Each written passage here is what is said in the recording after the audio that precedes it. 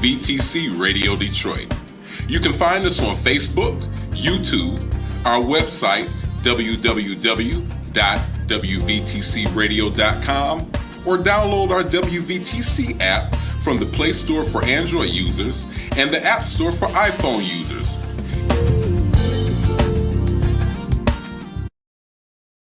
The views and opinions expressed on this broadcast are those of the authors and do not necessarily reflect the official policy or position of WVTC Radio Detroit, its advertisers, or affiliates. It's time. It's time. It's time for the wake-up call, y'all. Come on. Come on. Yeah, Come on. it's time for the wake-up call with Reverend Horace Sheffield and friends. Each and every Saturday from 8 a.m. to 10 a.m. right here on the WVTC Detroit Radio Network. Yep. Let's go. It's time. He's on the line. This is knowledge and power for every mankind. For every generation that's in these streets. We making sure you ain't walking in your sleep. We're in your town, your city, and community. Promoting good health, wealth, and unity. We educating everybody, y'all. Reverend Horace Sheffield, the wake-up call. It's for y'all. It's for y'all. Reverend Horace Sheffield, the wake-up call. It's for y'all. It's for y'all. Reverend Horace Sheffield. And now, Reverend Horace Sheffield. Miss you. Oh, it was great. Y'all didn't miss me. It was great. Y'all can't wait for me to go. We had Shayla Coast with us, so we had girl power going on. Oh, really? Man. Oh, yeah. Well, I don't Ed know about was the flexing. Ed was cutting up. Ed was flexing on us. Yeah, I actually tuned in from the Bahamas, Oh, you did? and I said to myself, Ed has to have me leave before he get live. Oh, he was He live. was talking all kind of stuff. Let me give you a quick rundown of some of events real quick. You know, we do this annual Hallowed Eve, Happy Hallowed Eve, and we do that because some of us are Christians and we don't want to promote a pagan holiday. Although Christmas was a pagan holiday, which we celebrate. Anyway, That's another story. that's going to be Saturday, October 28th, from 1 p.m. to 3 p.m. And we have you know, Somali the hip hop clown. We've got we have a haunted house all right, that comes. Hey, Doc, come on, man, come on. Yeah. All the way from Chicago, Illinois. We got face painting, and we have a whole lot of other stuff. So that's going to be next Saturday, right? Saturday, Yep, 28th. yep. And then why don't you talk about Keith Ellison, Dave? Yes, we have our community empowerment series coming back. Everybody say Wednesday. Wednesday. November 8th, 2023. That's 6 p.m. We have the Honorable Keith Ellison, who is the Minnesota Attorney General, lead prosecutor. From Detroit? Yeah, I was going to get there. Okay, But, you know. go ahead. So he is from Detroit. He used to actually work here with the Honorable Reverend Horace Sheffield. We're looking forward to have one of Detroit's native sons come on back. That's going to be at our Bridge Center. That's 9928 Grand River Avenue, 9928 Grand River Avenue, down on the corner of Livernois. Again, that's our community empowerment series. We're going to be Community Empowerment Speaker Series. Community Empowerment Speaker Series. Yeah. Break the will, ending the cycle of police violence. Yeah, we'll have his book there, and as you know, we have a partnership with One Mic now, so after the show is over, we'll all go down to One Mic Comedy Club, which I was there yesterday. Construction's coming along. Yes. We'll actually have the comedy phase of it open soon, but that's going to be on Wednesday, November 8th, and I'm going to be pretty excited to announce a major sponsor in another week or so that's picking up the tab of my speaker series for 2024. Beautiful. But I'm really excited about Brother Jamal Bryant, the preacher from Atlanta, controversial. Where's the church in all of this is his theme. That's Wednesday, December 13th at the Bridge Center, Jamal Bryant. And I haven't confirmed it, but I talked to my boy Mike Epps yesterday. He's talking about coming in doing a special one on Wednesday, December 20th. Nice. Oh, that's How about going to be that? nice. Ho, Yes. ho, That's right. Talk Had the about- baby powder ready. ho. The baby powder? Okay. That's right. You know, he did that baby So powder. you switch it up from baby powder from oil to baby Walk powder. slow, No, Reverend. Lord. Walk slow, No, Reverend. No, when he did the baby powder slap That's Pinky. Oh, okay. off the movie. All right, tell us about the showers. Yeah, so the Wave Project is every Monday at 8:30 to 10 at the Daybo Center right here. It's portable showers. We're targeting the homeless community as well as people who just want a hot shower with some clean Yeah, water. and there's water insecurity, so we found out that Yeah. almost 15% of folks in this neighborhood who live in homes or apartments don't have running water. Yeah. And so we really want you to take advantage of that. No shame whatsoever. You know, I mean, I don't forget this controversial woman who said that men like women that stink. I don't know where she got that from. I don't know where they got I ain't that. never liked a stanky woman. Yes, and they were really bad. They were young and stanky, but you know, I mean. So listen, Ed, where's your announcements? Where's my No, announcement? you next. You're going to talk about the skilled trades program. Oh, well, then here we go. Then. There you go, yeah. Davo, on Tuesdays or Thursdays, we have a skills trades program that contains welding technology, commercial, CDL. That's Ed. Ed's a big truck driver. Go ahead. Yeah, and that is very lucrative, because I'm going to tell you, you get paid by the mile, and close to 10 years ago when I was getting 52 cents a mile. What you say? And you figure that you can do 600 miles in a day. You do the math, 300 miles a day and working 5 days a week. Right. That's bring home money. And the good news is all this training is free. There you It's go. absolutely free. This is not going to last forever. Call 313-491-0003, 313-491-0003. And Stephanie and Dave will talk about the Robert Wood Johnson piece. You guys are both going to Albuquerque, New Mexico. I'm not going because on the 16th, Deborah Frazier Howes, Ron Tico, and right now Reverend L. Sharpton will be coming to Detroit to be at our 17th event. Oh, that's awesome. And we're doing a variety of other things, including he wants to see the facility and what we need from the Burger King. So I hope that all materializes. As of right now, that's when place. That's why I'm not going. Oh, okay. I have to be here for them. It had to be a Yeah, reasonable but tell us about this great event. All right, so Dabo has been selected as a Robert Woods Johnson Culture of Health Prize Award finalist. So you're invited to join us for the award announcement on Friday, November 17th. That's down at the Bridge Center. Again, that's 9928 Grand River at 7 p.m. And our special guest will be Harold's Melvin's Blue Notes. Yes. If you don't know me by now. Right. That's the group that. You remember me? Teddy I'm the one with Pendergrass. the Ben Franklins. Teddy Pendergrass used to play the drums for that group. Was that right? Who did? Teddy Yeah, Pendergrass. that's how he started. And You like that? You like I knew that history, huh? Eddie? Well, let me tell you something. Yeah. I knew Harold. I knew Harold personally. I knew his wife, who died about 2 years. I'm very connected to the Philadelphia Sound, as you know. Oh, yeah, absolutely. Russ Tompkins. Tompkins and Yep. Kenny Gamble, all the folks, the people that I knew through Billy Paul. But yeah, they kept the group going, and the good news is Big Daddy, who's been the voice of them for a long time. Not that Big Daddy stuff. No, this- Oh, okay. We're not talking about your Let me Big Daddy. calm down. We're talking Let me about- calm we're talking about down. the group's Big Daddy. She said, "Whoa, Big Daddy." Yeah, so and tell people, I mean, there's a QR code for that, but it's on the website. You have to pre-register because there's only so many seats, and it's absolutely going to be a great event. What's the date again, David? The date is November 17th, 2023, and that's at 7 p.m. You can go to www.dabledetroitinc.com. That's dabledetroitinc.com. And for more information, you can give us a call here at 313-491-0003. And we'll give you more information about All right, that. so we have these live broadcasts, and the next one is Wednesday, November 1st. Wow, that's right around the corner. Right. We got to get moving on that. And in fact, David, remind me to get in touch with Angie today. But we're going to be doing vaccinations for COVID-19, flu, shingles, pneumonia, RSV, a whole bunch of things that we'll be doing live with our breakfast, of course, 6 to 10. And then on Saturday, November 4th, we're going to have another vaccination day. This is all being sponsored with Walgreens, Premier Quality Health, and, of course, Choose Healthy Life. So now, who wants to introduce our guests? I will introduce Well, our yeah. guest. Go ahead. You got? Let me do it. I got it. Yeah, go ahead. All right, we got a good friend of Dabo, a good friend of Reverend Sheffield. His name is Pastor Anthony D. Shannon, good brother.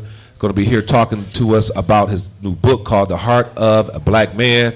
Brother Shannon. Is that Pastor why he Shannon. showed up with all these black men?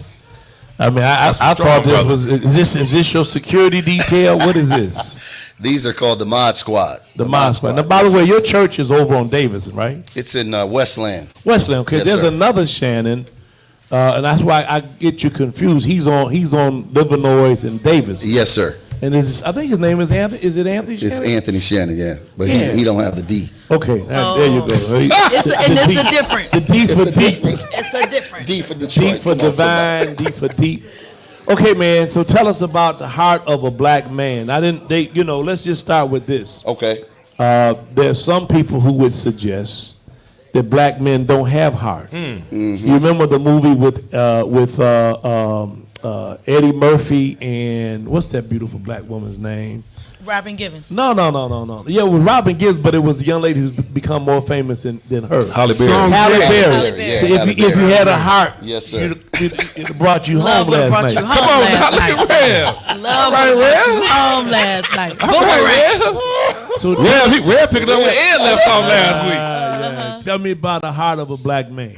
Yeah, first of all, I want to say thank you for all that you do, Pastor, for the community and blessing even us in Westland. I mean, you reached out to us and helped us, and we've been able to do some things because of what you've been able to do. And let me tell you something, that's a heart right there, starting right there, that you have a heart for younger black men who was in ministry, in community. And, of course, my friend Chef Amir, you've had him here. And Speaking of which, where's my flyer for Chef? It's right here. Okay, I give that to you. There Men's you go. Day. Men's Day. So, See, he's coming back He'll from Men's Day. be here for the whole weekend. Oh, okay, good. I'll be over here then. And thank you for that. And then when it comes to the heart of a black man, it started when President Barack Obama put out that he needed the United States of America to now embrace the LGBTQ community. And we did, and they did. But the problem is that they decided that men was no longer needed and no longer important. And so we decided that, no, men still are important. I used to work in the prison system, and I did open yard. I did the Supermax unit. I also did what is called a shock incarceration program. And what I found out was the disparities of African Americans going into prison versus white and Hispanic was astounding. And so this is where that started. Yeah. So we started gathering men together. We got a group, what I call the Mod Squad. We take a group of 30 young men who they said wasn't going to make it, do wrong. They were on a short bus, and so to speak. We took them and mentored them, and now they're managers, they're running companies, they are supervisors, they got their own business, they got cars, they got houses, all because of the mentorship that we put together. And we decided that we were going to debunk the mindset that black men, all they can do is go to jail, they don't have a heart, they're going to do women wrong, not going to be responsible, and we set out to change that through the heart of a black man. All right, let's give out our caller number, 313-340-9507, 313-340-9507. The breakfast so good that my engineer just left the board to walk over to get something to eat. Biscuits, grits, and salmon croquettes. And I know, Juanita, there's some folks that only come for the food. They ain't crazy about me. But I'll feed my enemies. Just come on in the house. We don't put nothing in it. Some of you men that the women tell us to get beside yourself, we have a little saltpeter we shake on your grits. That calm you down a little bit. Anybody else for a question for Anthony? Yes, so what are the needs of a black man? That's a whole nother show. Wow. I mean, when you talk about the heart, Wait a minute. I thought that was your specialization. it is. So that's why I want to know. I want to ask the guru. She say, what are the needs? Whoa, Lord. What are the needs of a black man? When you talk about the heart of a black man, we got to be able to. Hey, we're going to cut to the chase, and I know that we got a guest. But the needs of a black man. Yeah. Ed said he got it. We got to get Ed. Hold on, wait a minute. Let me referee here. Ed, we have a guest that we want to interview. Okay. Because your needs may not be in the mainstream. No, so. you believe me, you're going to believe what I say. Yeah. I know what they are. The up. needs of a black man is to be fed and be in bed. No. I mean, that's for real. And black women, that's what they cook for you. Come on over to me, cook for you. And But is that the true cooking. heart though? I'm asking the author, Anthony Stop Sheffield. acting like you don't know this. I want to know. I want to know. Go ahead, Pastor. Well, let's just say it this way, that the needs of black men are broad, right? It's broad because different black men need different things. Yes, sir. One of the things all men need is a woman who loves them. A woman who loves them and really cares for them, right? And not only that, they need safety because you're seeing black men are dying. Yeah. Black men are getting mistreated. And so, listen. He needs to feel safe. He needs to feel safe. And I have to go, though I work with the sheriff department, I've worked with the police department, even now, and we still have to bring safety to our black men. There's no question about it. They also need equal opportunities. Right? We need equal opportunities. The opportunities that we have are not equal. I mean, I worked for ADP, Automatic Data Processing. I was a district vice president.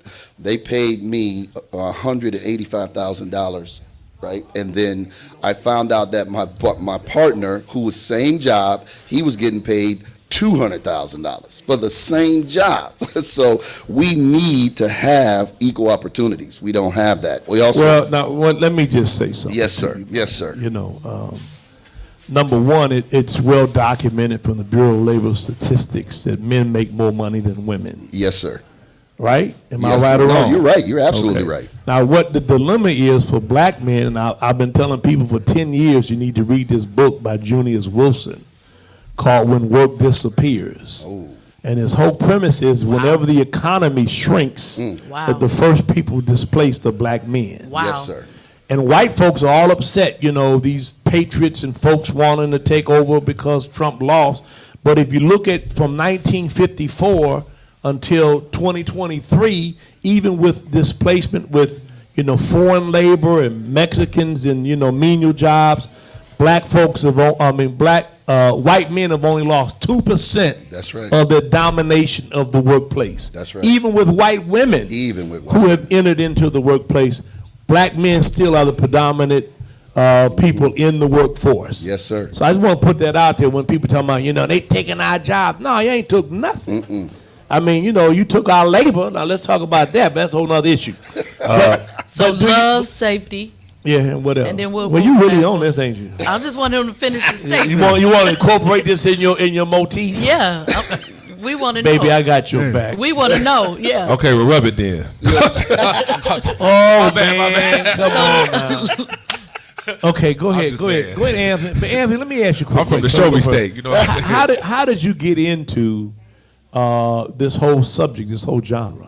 Well, we got into it because when believe it or not, I could not at one time articulate or enunciate words, right? I had a learning disorder, and they told my mother that I would not be able to finish school. I would be retarded, but my mother decided no. Well, we don't use that word anymore. Development disabled would be there. Yes. We got you. Yeah, so she got with a lady named Susan. Susan got me to a speech pathologist, and the rest is history. So I started getting bullied by different white folks because of where we lived at, and I said, you know what, I'm going to make sure that I study who we are so that we can push it. We've been pushing this and dealing with this for 25 years. Okay, so let me just say to you, man, that I'm a preacher like you, right? Yes, sir. So one of the things that I say is that the answer to the augmentation and elevation of our race is for black men to be who God called them to be. Yes, sir. And I was fortunate enough to grow up when that was the case. My grandfather got up every day, 4:30 in the morning, worked in a foundry for 50 years, dug ditches for Wayne County government, on and on and on, and was dirty, dingy, and sooty when he came home. But my grandmother said that's the best looking man I ever seen, because he'd go to work every day, take care of his children. And so we need to get back to that. We got to, and by the way, let's bring you into the The reason men are the way they are now is because women have allowed them to become that. Oh. Right? You guys accept anything. He ain't even got to be your man. He can just be your one night stand. He can be somebody just come by every now and then. You know what I'm saying? Just lay it on me, baby. So Rev, in the effort to I just want to push back just a little bit. Don't push back on that. I'm saying when black women require black men to be responsible. Right? Yes, to sir. not just drop it like it's hot, but to hold it when it's not. I'm tired of biting my tongue. I want to push back. Ed, go ahead, Ed. Go ahead, Ed. Right, because I'm ready to jump in. Yeah, Go ahead, Ed. Stephanie, and you would want to know what a black man really needs. Mm-hmm. He needs a strong woman that will be that shoulder that he can cry on, that will be the supportive person in the household, and not be the woman not be the one that must be provided for. We are all working together for the same goal. Well, we got a caller. Let's go to Lisa on the line. Lisa, welcome to the show. Hi, it's actually Isha. This is your wife. And I'm sorry. I mean, you've been Lisa for 20 years. That's at home. That's her stage name. Yeah, that's me. That's me being able to have one woman but have another one. Go ahead. I know. Lisa's my Sasha Fierce. But I just wanted to wish you a happy Sweetest Day and let you know that I love you. Today is Sweetest Day? Well, how about that? I didn't even know today was Sweetest Day. I'm in trouble. In my life, in the head of my household. All right, well, I appreciate that. Bye. Well, you know what, Ed, to your point, let me just tell you about the women that I've known, my grandmother and my mother. Yes, sir. My grandfather was, founder of Tabernacle New Light, well respected in the community. And they didn't treat their wives as subservient. That's true. The wives afforded them respect as being the man of the house, but they also, the men accorded the wives as being, integral to everything that was happening. You know what I'm saying, Ed? Yeah. I mean, so this, I'm the boss, do what I tell you kind of nonsense, and I'm going to say this, and I get in trouble all the time, and I say it in my church, Anthony. Uh-oh. I tell the women in my church now, how do you know you have the wrong man? They look at me, I said, now, if he can't come over, you got to go over his house after his mama's in bed. You got to use the side door, and you got to be quiet on your way down. That's probably not the right man for you. That's not the right one. Huh? But No, you teach men how to be the right kind of man, right, Shannon? Absolutely, no question about it. In fact, he does more than that. He has a whole service where he'll let you come over and choose one, Stephanie. So Bishop, to your point about women allowing men to do whatever and how that will regulate how men act. I am challenging men not to depend on that, and I'm gonna go from the scripture. The Bible says that men. Can we just parse real quick before you do that, though? Yes, sir. Let's parse men who are independent from men who are in a relationship, because I think if a man is in a relationship, he's married or has a committed relationship, the role that woman plays is different. Okay, well, in this context, we were talking about about men and women. So we're just right. So the Bible says, husbands love your wives, as Christ loved the church, right, and gave himself for it. Yes, sir. So that's what I'm talking about. Okay. So it shouldn't be dependent upon what the woman does. If I'm looking at it in that particular context, What she bring to the table? I have you, but now you talking about a theocracy. I'm talking about social reality. Okay. And the social realities are that relationships have changed based on what women accept and don't accept. However, the man has a responsibility to actually do what's right. I agree, but let's go back to let's go back to Adam and Eve. Since you won't go in the Bible. All right, let's go. Because actually, Eve is misrepresented because Adam was there first and given the rules, and then he says, "Listen." You proving my point, though, preach. When he trespasses and he forfeits paradise, and God comes to have a theological didactic conversation, he says, "Talk to Eve." So what does that tell me? That tells me that Eve has a great deal of woman has influence. Big time. And I'm saying that today I'm not certain women use that influence like my grandmother and my mother did to mold and mold better men. And to do it, listen, and to do it in a way that the men thought they were doing it, and it was really the woman who was the architecture. Now, I have to jump in on that, Pastor, because When I was younger, I didn't know how to deal with women. I didn't know how to handle women, and I do remember. I'm old, and I still don't. I remember Every day, Doc. Every day is an adventure. Every day. Every morning, Reverend. And my grandmother jumped in on this one lady who was coming by my house all the time, and my grandmother somehow intervened, and she never came back. And when I called her, she said, your grandmother said, you ain't ready for no marriage. You ain't ready to have no relationship. And I said, Grandma, how do you interfere on that? She said, boy, you ain't going to be doing that woman like that. You're going to have to make up your mind if you want a woman, a wife, or just a plaything. Which one you want?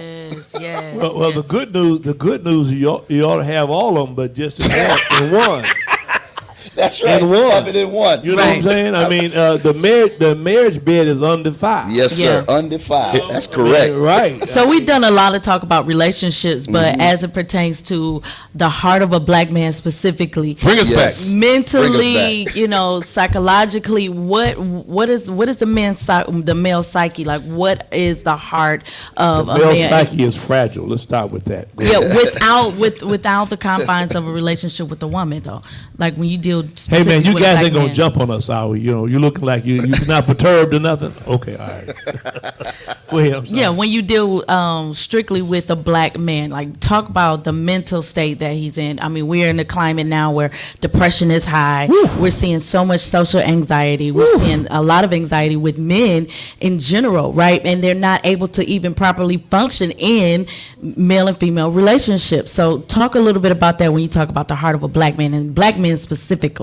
Well, when I deal with relationships, just as deal with relationships, what marriage is not, what it is not is, it's not bills. We got one of our guests here. Got some questions, Rev. Come on, let him finish answering the question first. So what I tell people, if you're going to get in a relationship with anyone, it starts with your word. Keeping your word. Most relationships break up because of irreconcilable differences, and that's because a person didn't keep their word. They said they were going to pay, they didn't pay. They said they would be there, they didn't show up. They said they were going to freak them out, they didn't do it. They said they was going to have 5 kids, they didn't have it, or they couldn't have it, and they didn't have that conversation off of a word. Yeah. So I agree with that, and I'm going to add number 2, undisclosed truths. Yes, sir. Undisclosed truths. Trust. You thought you was getting one thing, but it was something else. Yes, sir. And that's why it's important for men not to present themselves to be something different. Absolutely. When you meet a woman, if you got a hoopty, drive the hoopty. Don't borrow your mama's car. Yes, sir. If it's a weed, if you're living in the basement, tell them you're living in the basement, but you about to sign a lease on your own spot. Yes, sir. And go ahead, young man. I agree to that. Come on, step up to the mic. Come on, step up to the mic. Good morning. Good morning.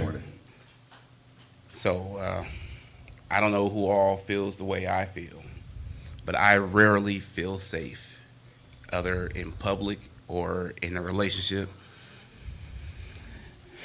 Being vulnerable is a weakness. I'm afraid to let anyone know that I might be hurting or struggling.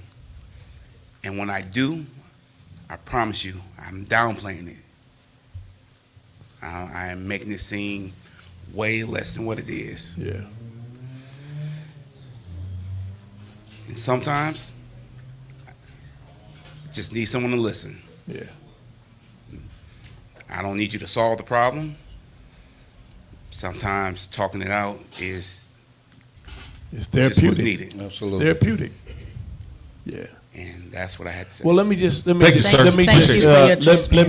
to you, as a person who spent years working through my own personal pain, and then was an addict for about 14 years because I couldn't deal with grief and things of that nature. Being vulnerable and the risk you take also leads to the greatest reward. Yes, sir. The problem is we have to be more selective and discerning in who we get naked with. All right, come on. There's a special place that a man and a woman shares. It's inviolable, that the two of you retreat to that only God enters in. You listen to me? And if you have a person who does not take that vulnerability as a weakness, And that's what you got to be careful of, because there are folks out here who will exacerbate that weakness, who will try to, exploit that weakness. Yes, but I think the most beautiful thing in the world is to be able to be completely open and take a risk. If I'm gonna get hurt, I'm gonna get hurt. But right now, I only meant to wet my feet. But the waters of love run deep. This good feeling must have sent from above, because you got me walking on wall-to-wall love.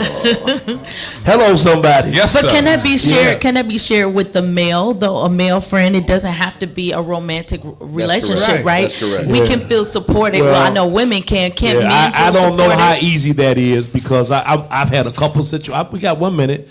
I've had a couple situations because I'm expressive. Yeah. You know. No. Well, I've tried. I have actually shared some stuff With with a a friend of mine, and they couldn't handle it. I Wow. mean, they, like That's the worst feeling in the you know, world. you Yeah, can't that's the handle it. worst Like, feeling in the they world. went right by it. I mean, no point in Yeah. me telling you I'm about to put a gun in my Right, head. right, You right. say I got some extra bullets. Wow. Well, look, we've been talking with Brother Shannon. We have to have you come back. We ought to do a Yes, sir. regular This was segment good. Yeah. on black men. Yeah. Yes, sir. And vulnerability and culpability And and create these healthy responsibility. Yes, sir. conversations. Yeah. Oh my God, the best sex in the world is when you say I'm sorry. Well, that We'll makes be right back after this.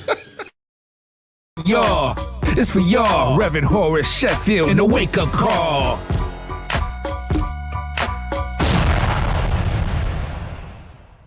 It's the Wake Up Call with Reverend Horace Sheffield. We'll be right back on WVTC Radio Detroit. Hi, I'm Stacy Reeves, General Supervisor for DTE. As part of our plan to make your power more reliable, we're installing new smart technology. When it's up and running, our smart grid will have fewer and shorter power interruptions. Our crews are out every day doing everything in their power to deliver the reliability you deserve. DTE. Hey, this is City Council President Mary Sheffield. I get my Saturday morning wake-up call from my dad, Reverend Horace Sheffield.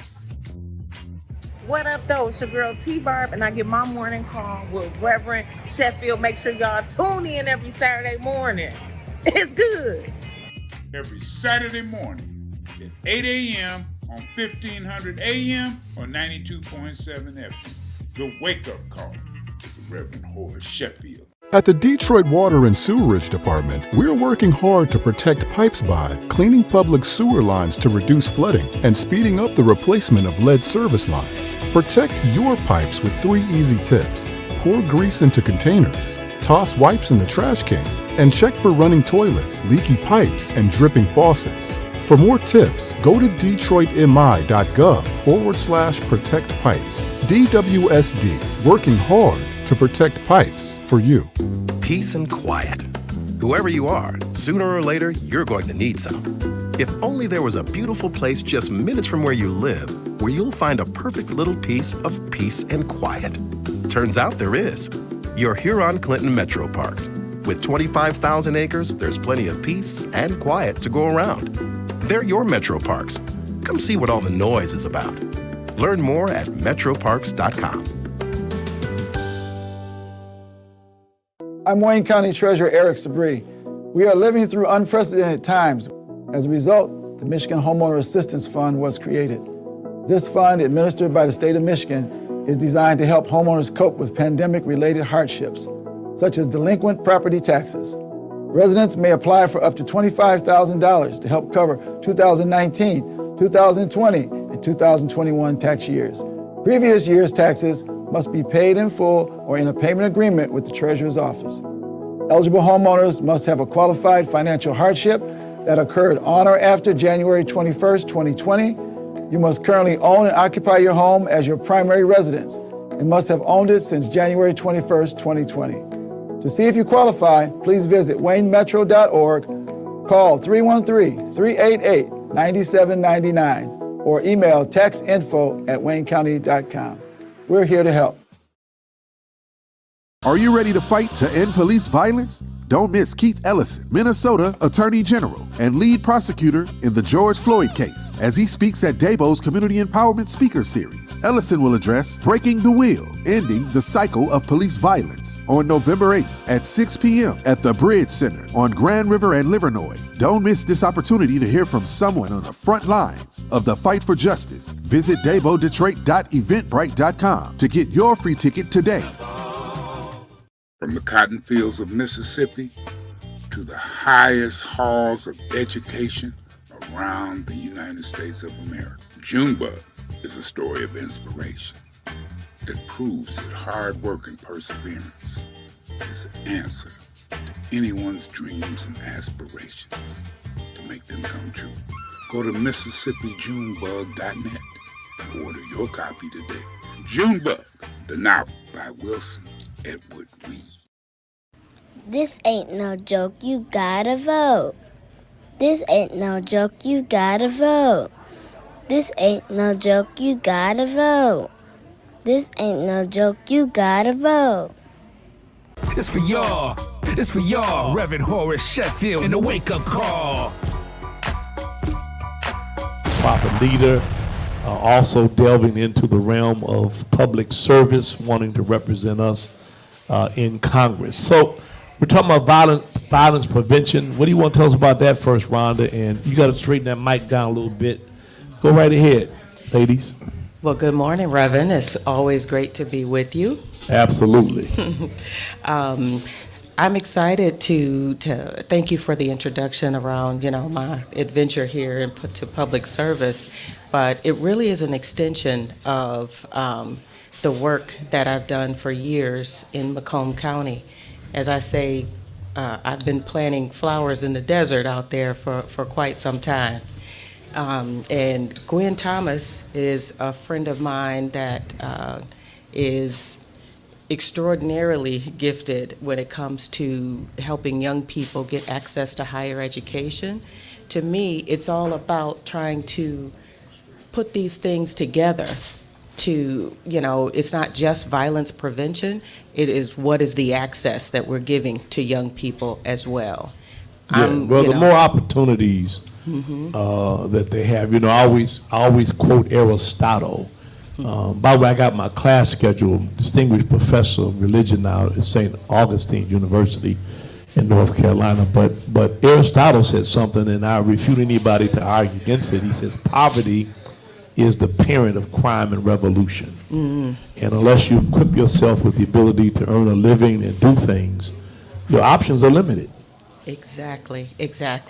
And that's what too many of our young people are dealing with is, they have two options where other folks might have 10, and we're expected to make lifelong choices based on these two things instead of allowing them to have a much broader grasp and really showing them all the opportunity. So as an example, so many municipalities received this ARPA fund, the ARPA funds. Yes. Unfortunately, in Macomb County, those funds are being $228 million is going into the building refurbishing of the jail. Now, whose children do you think that jail is going to fill up that jail? Yeah. We have to use our, we have to intervene and make sure that our young people have better options because they're being set up to fail. Absolutely. And so I know that Gwen and my, first of all, give us the phone number, 313-340-9507, 340-9507. I have had seminars and workshops with Gwen Thomas, you and me, girl. We go a long way back. And so that's exactly what she does. I mean, she connects people with, opportunities for college and stuff like that. You got that going on soon? Yeah, the thing is, I want to talk about, we have to begin to have the discussion with our children who others are throwing away. And we have to look at options as it relates to if those students, for example, in the city of Detroit, are dropping out of school, then we have to develop a virtual school. We have to not say, okay, we're done with this student. We have to continue to put them in programs. And, for example, Rhonda just talked about Macomb County. I'm new to Macomb County. So, it's been real interesting, and I'm surprised every time Rhonda calls me and tells me about another issue. And so we are in the process. Well, Macomb County shouldn't surprise you. Well, let me just They say. voted for Reagan, they voted for Trump. The only difference between Macomb and Mississippi is they spelled different. Exactly right. Exactly right. So, ladies, Ed, you got a question? I mean, by the way, when is your next event? My next event is the Black Friday Scholarship Boot Camp. It's November the 24th.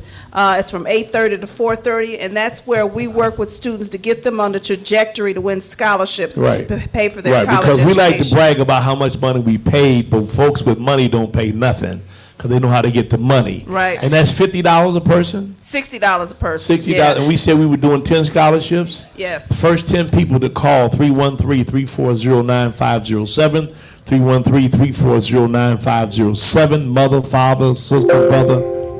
Is that somebody calling? I don't know what that is. Where is that going to be located? It's going to be located at the Detroit Golf Club, and we're really looking for high school seniors and high school juniors and parents who have those students. And what about folks out of prison want to go to school? I'm just teasing you. There's another program, and I'm happy to talk to you about All right, that. so right now, we got 10 $60 scholarships for you to attend this event. When? November the 24th, Black Friday. So while America's out shopping for Christmas gifts, our students are going to be shopping Smart for scholarships. Friday. Oh, I love that. Smart Friday on Ladies and gentlemen, Smart and we want you to Friday. understand that she wants. I don't know. Yes. Yeah, she wants. You on, Doc? I got a special device now. I can turn you off when I want to. Yes, sir. Stephanie and Ed. Yeah, and I'm going to just put this in here. You know how I do. $60 is not a lot of money. No, sir. So be willing to contribute that. You go buy 2 or 3 of them meals that make you smile. I don't want to say they advertise for the business. That's right. They're meals, and they cost you $60. That's right. We're just trying to You subsidize. go to the gas station, get you a big bag of chips. You gonna spend $45. And ladies and gentlemen, the site where they're holding the training is a very nice site. Yeah. Very nice site too. Yeah. So participate. This is a worthwhile cause. So go ahead, Stephanie, and I want to tie all this together with what Ron is doing. So violence prevention, though. So what are we doing about this climate? Everybody's just so eager to fight. Pull out a gun. So like the conflict resolution is almost gone. So speak to that climate. Like, what are we doing to kind of de-escalate everybody's heightened sensitivity and all of these emotions that everybody have? Teaching people to respond in peaceful ways. Yes. I mean, for years I worked with seniors. I used to run the Macomb County's office of the Department of Senior Services. And for the state of Michigan, I was the deputy director for the Office of Services to the Aging. And there was a stat that we used to tell people about, that social isolation for seniors is the equivalent of smoking a pack of cigarettes a day. Oh, wow. I better get me a dog. Wow. Yeah. Yeah. Now, wait a minute. You told me you was not a senior yet. That's what you told me. So you ain't even in this category. Go ahead, Rhonda. So, if you think about that, what is the impact then on other folks and us just coming off of COVID? Yeah. What was that impact? Yeah. Those are the types of things we are not talking about, but it has clearly had an impact on our psyche and how we, when you are withdrawn that long, we are social creatures. So, we just expect, because we don't really deal with things in this society until we just are forced to, we are seeing the outcomes of that right now and the results of that isolation, but we're not really giving folks the tools to deal with it. So, that's an important point. I chair a set of schools.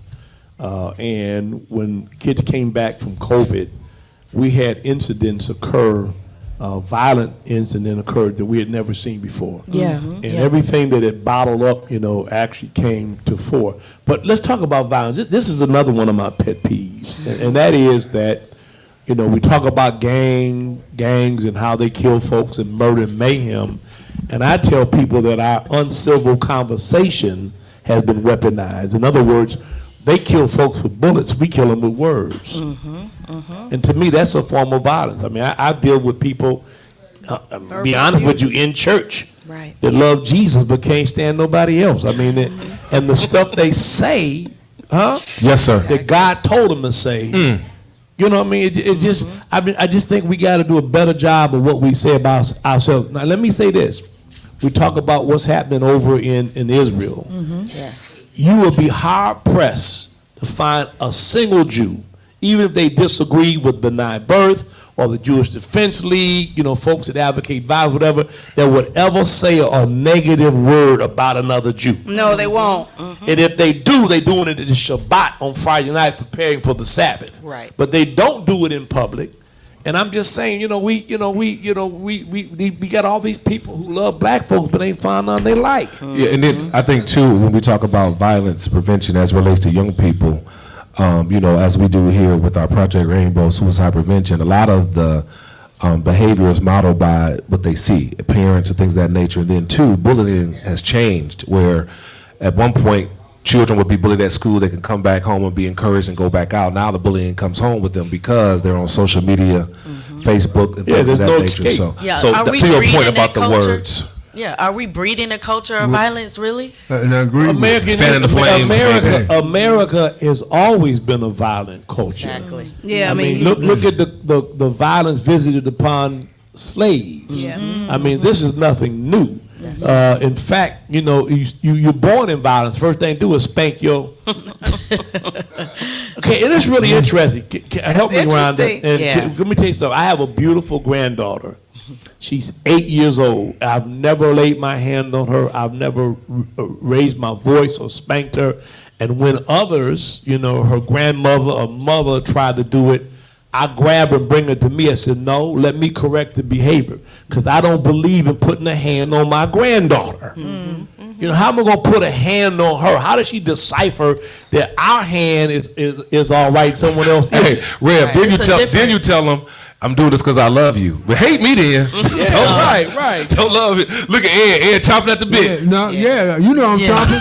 And the reason being, the best way to stem violence is to stop glorifying it. Right. We do that in movies, That's good, entertainment, and we can stop that because it's being promoted by. And listen to me. I'm going to stop watching Equalizer 3. No, but you're not going to. Please listen to what I got to say about this. Yes, Go ahead. sir. Please listen to what I got to say about this.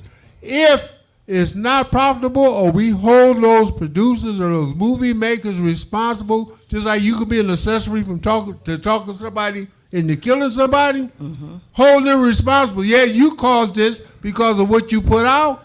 They'll stop doing it and it'll stop happening. So Stephanie made a good point. She said that are we fanning those flames? I think you're right. Not just the movies, not just the music. Kids playing video games. Right. Exactly. Let's do this. We got two guests here. We're doing all the talk. Go ahead. We got a lot of trauma. We have to face it. We have a lot of trauma in our community. Good. And we have to begin to figure out, how do we heal these people? Correct. Counseling. Yeah. Correct. The counseling, sick people breed sick folk. That's right. If you hurt folk. And if you don't come to grips with that, then you just perpetuate it. You know what I'm saying? Here you are, I tell people all the time, even in the church, when folk come and, they got the head in their hand, cut off on the neck. And are you all right? Oh, it's just a little headache. Right. The head done cut off, got the head in the hand. We really got to be willing to we talked about it with the men, right? Be vulnerable enough to admit. Come on, great rapping granny. Don't give us a rap now. We ain't got time for that. But praise the Lord, everyone. I'm happy to be here. Pastor Sheffield, I don't want to rap, but I am a street preacher. And I have a movement against violence called Straight Backs. I work with Force Detroit to bring down the gun violence. Well, we all are ministers. We have to be visible. We have to be visible to hug. We have to be visible to pull them aside. You don't talk with them in a group. Pull them aside. Hug them. Tell them you love them. Ask them what is their problem, and then pray. Come on here, big boy.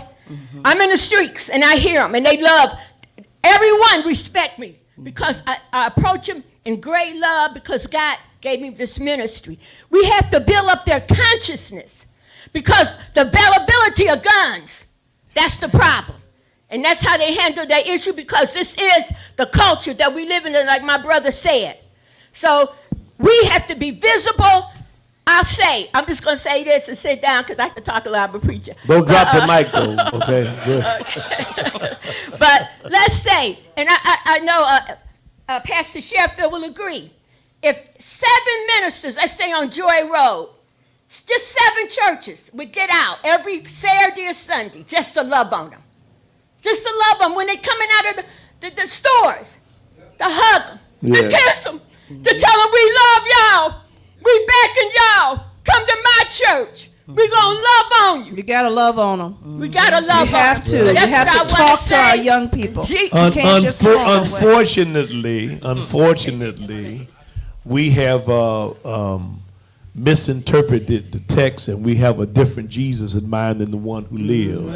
Exactly. Because what we do is we warehouse folks that's supposed to be saved, and the folk who unsaved, we don't want nothing to do with. That's a whole nother issue. Oh, yeah, Rhonda, Rhonda, you ran for Congress. Yes. Is it the 12th district?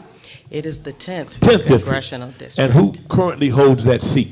Currently, John James. John James is in that okay. seat. We need y'all in Macomb County, y'all. Yeah, now hold on now. So we know John James. Knew his dad better than I know him. Right.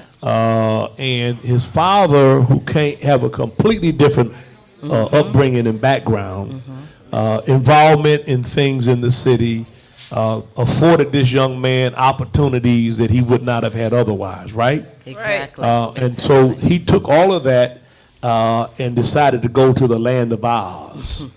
I just say that honestly, he has no sense of connection to our community whatsoever, no sense of the gratefulness that except by the grace of God there go he, and therefore, and I rarely talk about myself, but I was given much. I slept in Dr. King's home. I swam in Lyndon Johnson's swimming pool. And every time I thought that I would get high and mighty, my dad said, boy, never think more of yourself than you should. Don't have a Wall Street mentality in blue collar town. So I don't take anything that I've been given as an indication of my value, as an opportunity to use for the folk that I've decided to serve. So you ran in that seat. Tell us what the outcome was, how close it was, and all of that kind of stuff. So when I ran, right after, it was a newly drawn district. We got the next congressperson from Detroit here, Adam Oye. Yeah, so the district, it was a newly drawn district, and the 10th congressional district is the most diverse district that Macomb County has ever had. And that's the part that you will rarely hear talked about. It's about 25% African American across that district. So people talk about the numbers of the percentage of African Americans in Macomb County as a whole, but folks know the 10th congressional district is very different. There's been a lot of migration in and out, and so last year when I ran, no one expected us to come in as runner-up in the primary. But how close was it? I think people need to hear that it was close. We had 17% of the votes, and then Carl Marlinga had 35% of the votes. And this is on the Democratic side. This is on the So you came in Democratic second side. in the Democratic primary. In the primary, Okay. yes. Talk about the cities. What cities is that district? So the cities in there, it's 16 total municipalities, but it's, everything from Hall Road to 8 Mile. So that includes Warren, St. Clair Shores, East Point, Roseville. Some of us remember when it was East Detroit. Mount Clemens and Clinton Township. And those are, some of the communities that, all of us have family in. So, I need folks to reach out to those family members now because it's time to do something different. So in the conversation, and we'll talk with Adam about this specifically, about the loss of black representation Yes. in Southeast Michigan, the conversation generally centers on those districts that are primarily black that encompass portions of Detroit. Right. But there are other possibilities, which you've just told us, come into play, like the 10th district, where there is an African American in Congress, not a Democrat, Right. not someone who shares our visions or sensitivities or, vision for black folks or nothing like that. So I just think it's important for you to spend a moment to talk about the feasibility and the possibility of someone being able to be elected in the 10th district who looks like us, because there's one there now. Let me put that, not only who looks like us, but feels for us. Yes.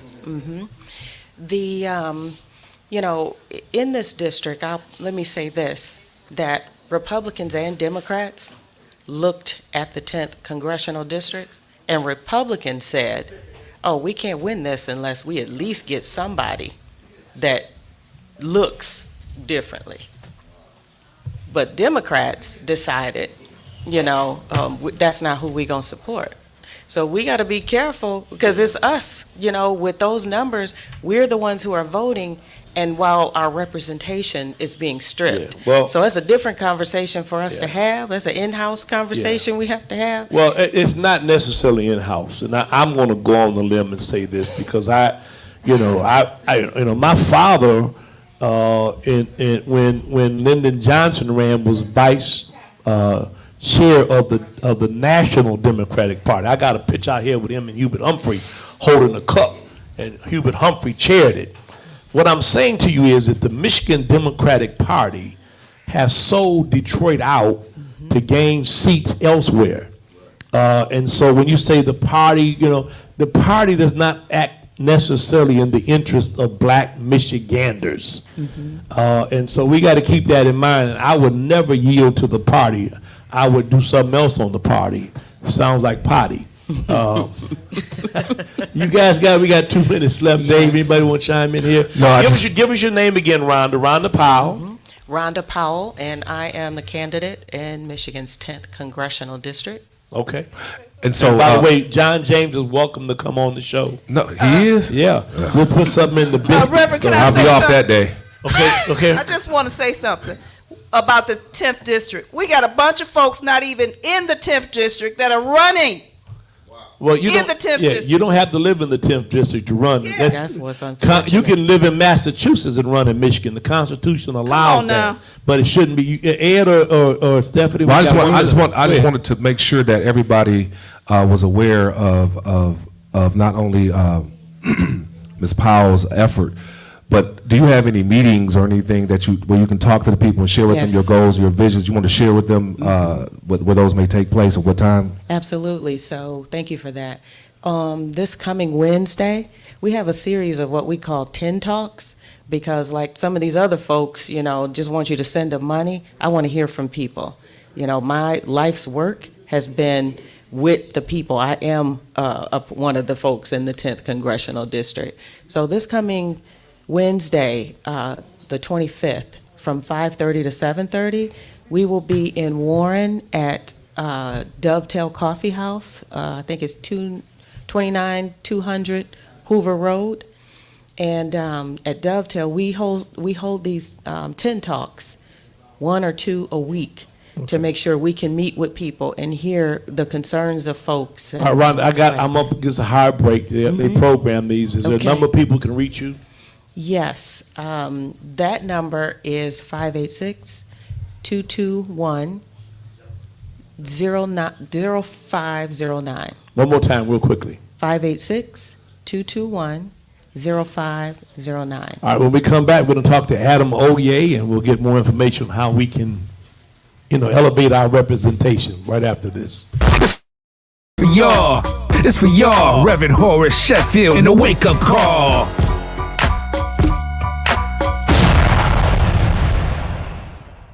It's the Wake Up Call with Reverend Horace Sheffield. We'll be right back on WVTC Radio Detroit. Hey, what's up, y'all? It's your man Mike Epps, and I get my Saturday morning wake-up call from Reverend Sheffield. Make sure you get yours. Hester Wheeler, and I get my Saturday morning wake-up call from Reverend Horace Sheffield. Every Saturday morning at 8 a.m. on 1500 AM or 92.7 FM. The wake-up call with the Reverend Horace Sheffield. 365. That's how many days there are this year. That means 365 opportunities to take in everything nature can offer.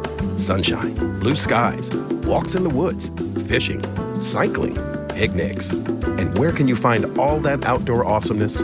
Your Huron-Clinton Metro Parks, where annual passes are now on sale. They're your Metro Parks. Pick up your pass and use it all year long. Learn more at metroparks.com. I'm Wayne County Treasurer Eric Sabree. We are living through unprecedented times. As a result, the Michigan Homeowner Assistance Fund was created. This fund, administered by the state of Michigan, is designed to help homeowners cope with pandemic-related hardships, such as delinquent property taxes. Residents may apply for up to $25,000 to help cover 2019, 2020, and 2021 tax years. Previous year's taxes must be paid in full or in a payment agreement with the Treasurer's office. Eligible homeowners must have a qualified financial hardship that occurred on or after January 21st, 2020. You must currently own and occupy your home as your primary residence and must have owned it since January 21st, 2020. To see if you qualify, please visit waynemetro.org, call 313-388-9799, or email textinfo@waynecounty.com. Are you ready to fight to end police violence? Don't miss Keith Ellison, Minnesota Attorney General and lead prosecutor in the George Floyd case, as he speaks at Dabo's Community Empowerment Speaker Series. Ellison will address Breaking the Wheel, Ending the Cycle of Police Violence on November 8th at 6 p.m. at the Bridge Center on Grand River and Livernois. Don't miss this opportunity to hear from someone on the front lines of the fight for justice. Visit dabodetroit.eventbrite.com to get your free ticket today. At the Detroit Water and Sewerage Department, we're working hard to protect pipes by cleaning public sewer lines to reduce flooding and speeding up the replacement of lead service lines. Protect your pipes with 3 easy tips. Pour grease into containers, toss wipes in the trash can, and check for running toilets, leaky pipes, and dripping faucets. For more tips, go to detroitmi.gov/protect pipes. DWSD, working hard to protect pipes for you. From the cotton fields of Mississippi to the highest halls of education around the United States of America, Junebug is a story of inspiration that proves that hard work and perseverance is the answer to anyone's dreams and aspirations to make them come true. Go to MississippiJunebug.net and order your copy today. Junebug, the novel by Wilson Edward Reed. This ain't no joke, you gotta vote. This ain't no joke, you gotta vote. This ain't no joke, you gotta vote. This ain't no joke, you gotta vote. It's for y'all. It's for y'all, Reverend Horace Sheffield and the wake-up call. And then for December, Jamal Bryant. In January, of course, we have Michael Eric Dyson, and we've got Sharpton coming. We got Chris Smalls, who's the president of the Amazon Labor Union, organized the Amazon workers in New York. Young brother will be here on April the 3rd. Young man just running for Congress. You need to be here. We're going to do a special piece commemorating the death of Dr. King, who died fighting for ASME workers who were sanitation workers in Memphis, Tennessee. So that's a really great series. Looking right now to consummate the date on December 20th with Mike Epps. We'll do something special around that date. So we have this young man named Adam Oye. Hello, Adam. How's it going, brother? Adam, wonderful. When you see the crispness and the intellectual acumen, you don't even know where I'm going yet. Of my daughter, I'll take it. It was churned in the crucible of her candidacy against this young man here.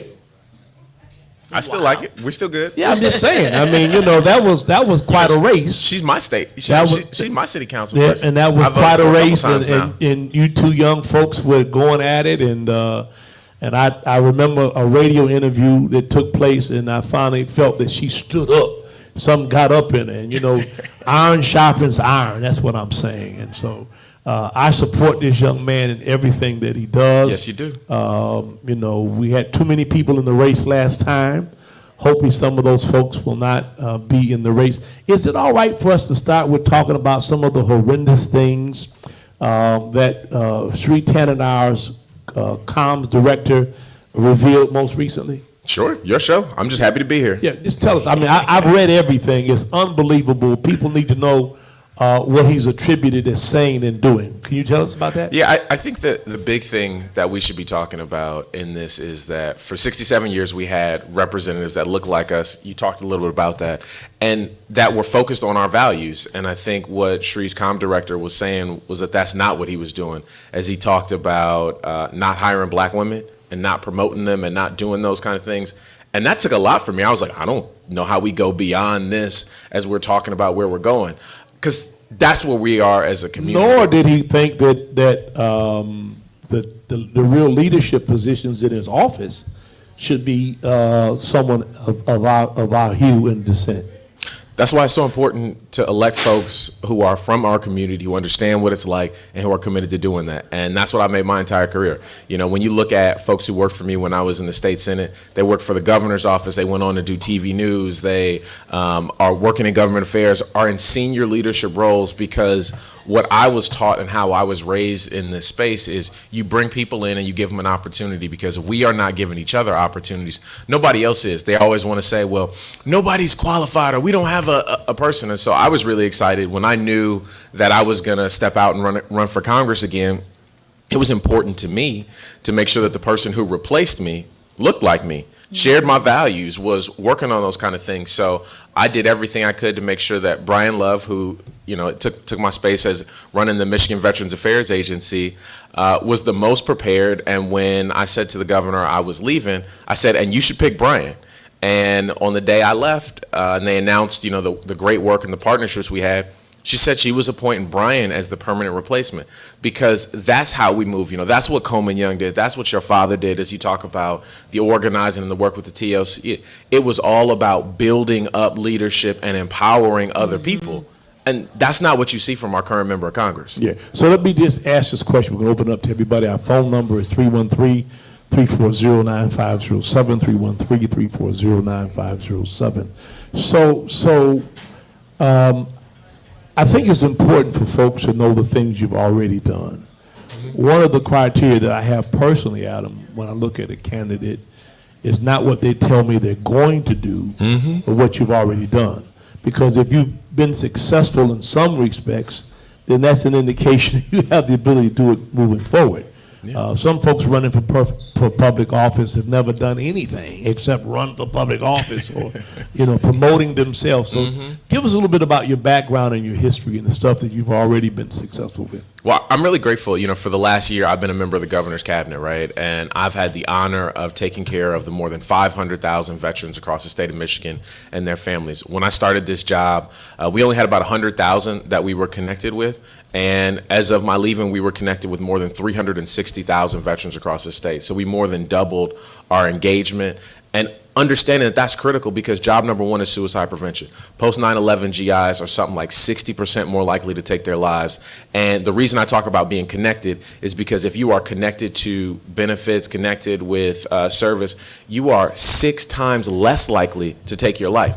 So the simple act of connecting you with your benefits is a lifesaver. So it was my number one priority. We got $2 million in the state budget for the first time to address veteran homelessness, right? This is something where we have been talking about for years, that when you serve this nation, when you serve our community, you should not be wondering, do you have a house? Do you have a space to call your home? Yeah. And for the first time in my lifetime, the state is putting up real money to make sure that does not happen. When I was in the legislature, people always talk about, well, I couldn't get this done because Republicans were in charge. Now, admittedly, my friends in the legislature today are able to get a lot of things done. We were joking with some of them because I think at this point about 10 bills that I introduced last time have been signed into law under the new administration because we had Democratic control. But I got a bill signed into law every year, into Republican control. My first first week in office, General Motors announced that they were closing the Poletown plant. Y'all all remember when that happened, right? And the president was on Twitter. My congressperson at the time was on Twitter, right? Like everybody was talking about things, and I got a call from the city manager in Hamtramck, and she said, "Adam, what are you going to do?" And I was like, "Kathy, I've been here for like a day." She's like, "What are you gonna do?" And so as we talk about accomplishment, we often talk about the things that we have done because we knew exactly what we were doing. On my first day, I had to call for help. I called former Mayor Archer because he's always been an ally and a mentor. And he was like, "Adam, you need to call Carl Levin." And I was like, "Wait, Carl Levin's gonna answer the phone when I call?" He said, yeah, Carl helped build it. I get my office calls his, and I'm sitting on the Senate floor, and Carl Levin calls me and walks me through exactly what I need to do. And when I set up those meetings, I was the first person to have a meeting with General Motors nationwide talking about those plant closures, right? We were meeting in the Senate caucus room with DEGC, with MEDC, with all the state economic development folks, had been having my conversations with the UAW. I talked to my region director, I talked to Roy Gamble, and we were talking about what we had to do. And that plant is open today. Right, because of that work that we were able to do. It was a multi-billion-dollar investment in our community to save a plant that Coleman Young built by the sheer will alone. And that's what we got to be talking about doing as these UAW members have been on strike for more than a month now. How do we support them holistically? And I started my career doing exactly that. Worked in the mayor's office, have been able to do a lot of things around getting street lights on and creating public transit. But we have a lot more left to do. Yeah.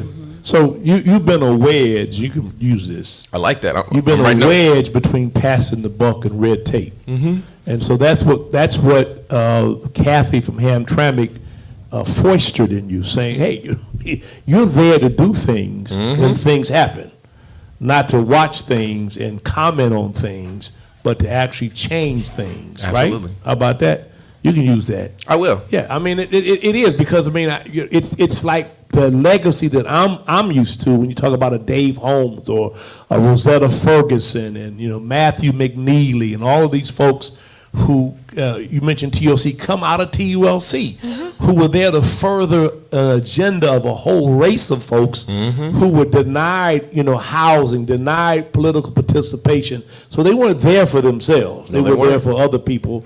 And we got to get back to that. So Ed or Stephanie or Dave, chime in. So when you talk about the redistricting plan, how do you think that that's going to affect black voters?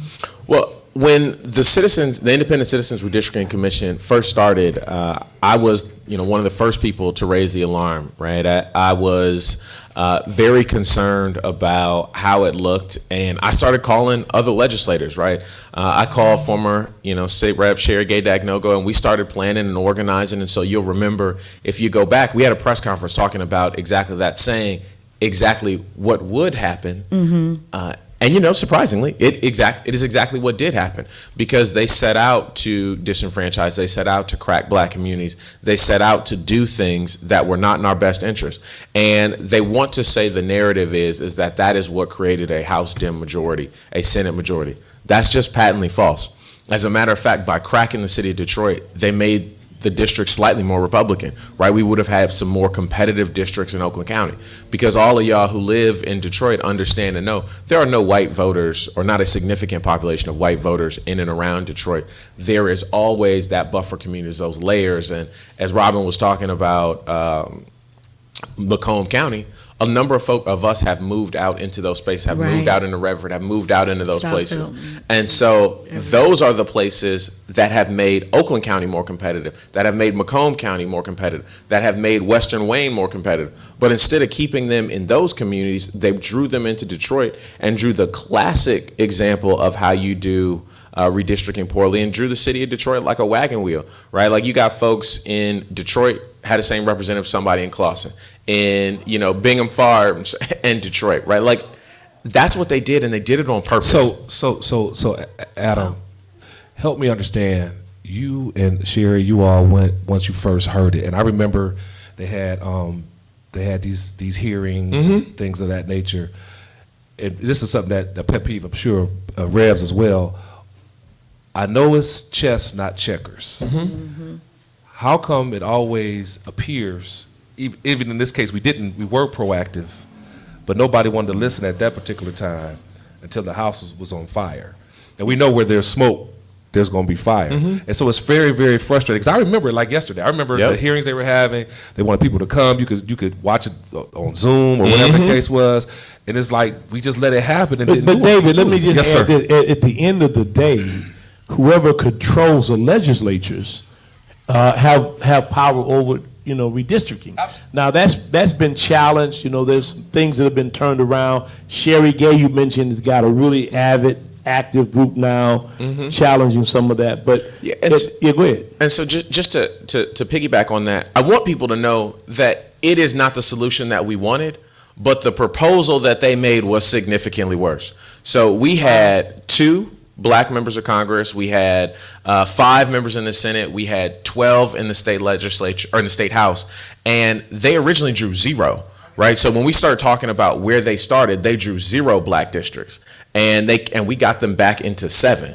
Right, so we did not get everything that we needed, and we are continuing to work on it. And who was the they, though, is what I'm putting? The Independent Redistricting Commission. So it was the first of its kind, right? Like they basically drew names out of a hat randomly across the state to pick these commissioners. But their voting rights expert told them that they had an obligation to decrease the black percentage in these districts down below 45%. And that's what hurt us. Yeah. That's never happened So the 2 before. congressional districts that Rashida and Shri are in are 50% plus. No, they're not. They're not? I thought they were both 52, 51. No. That was the thing.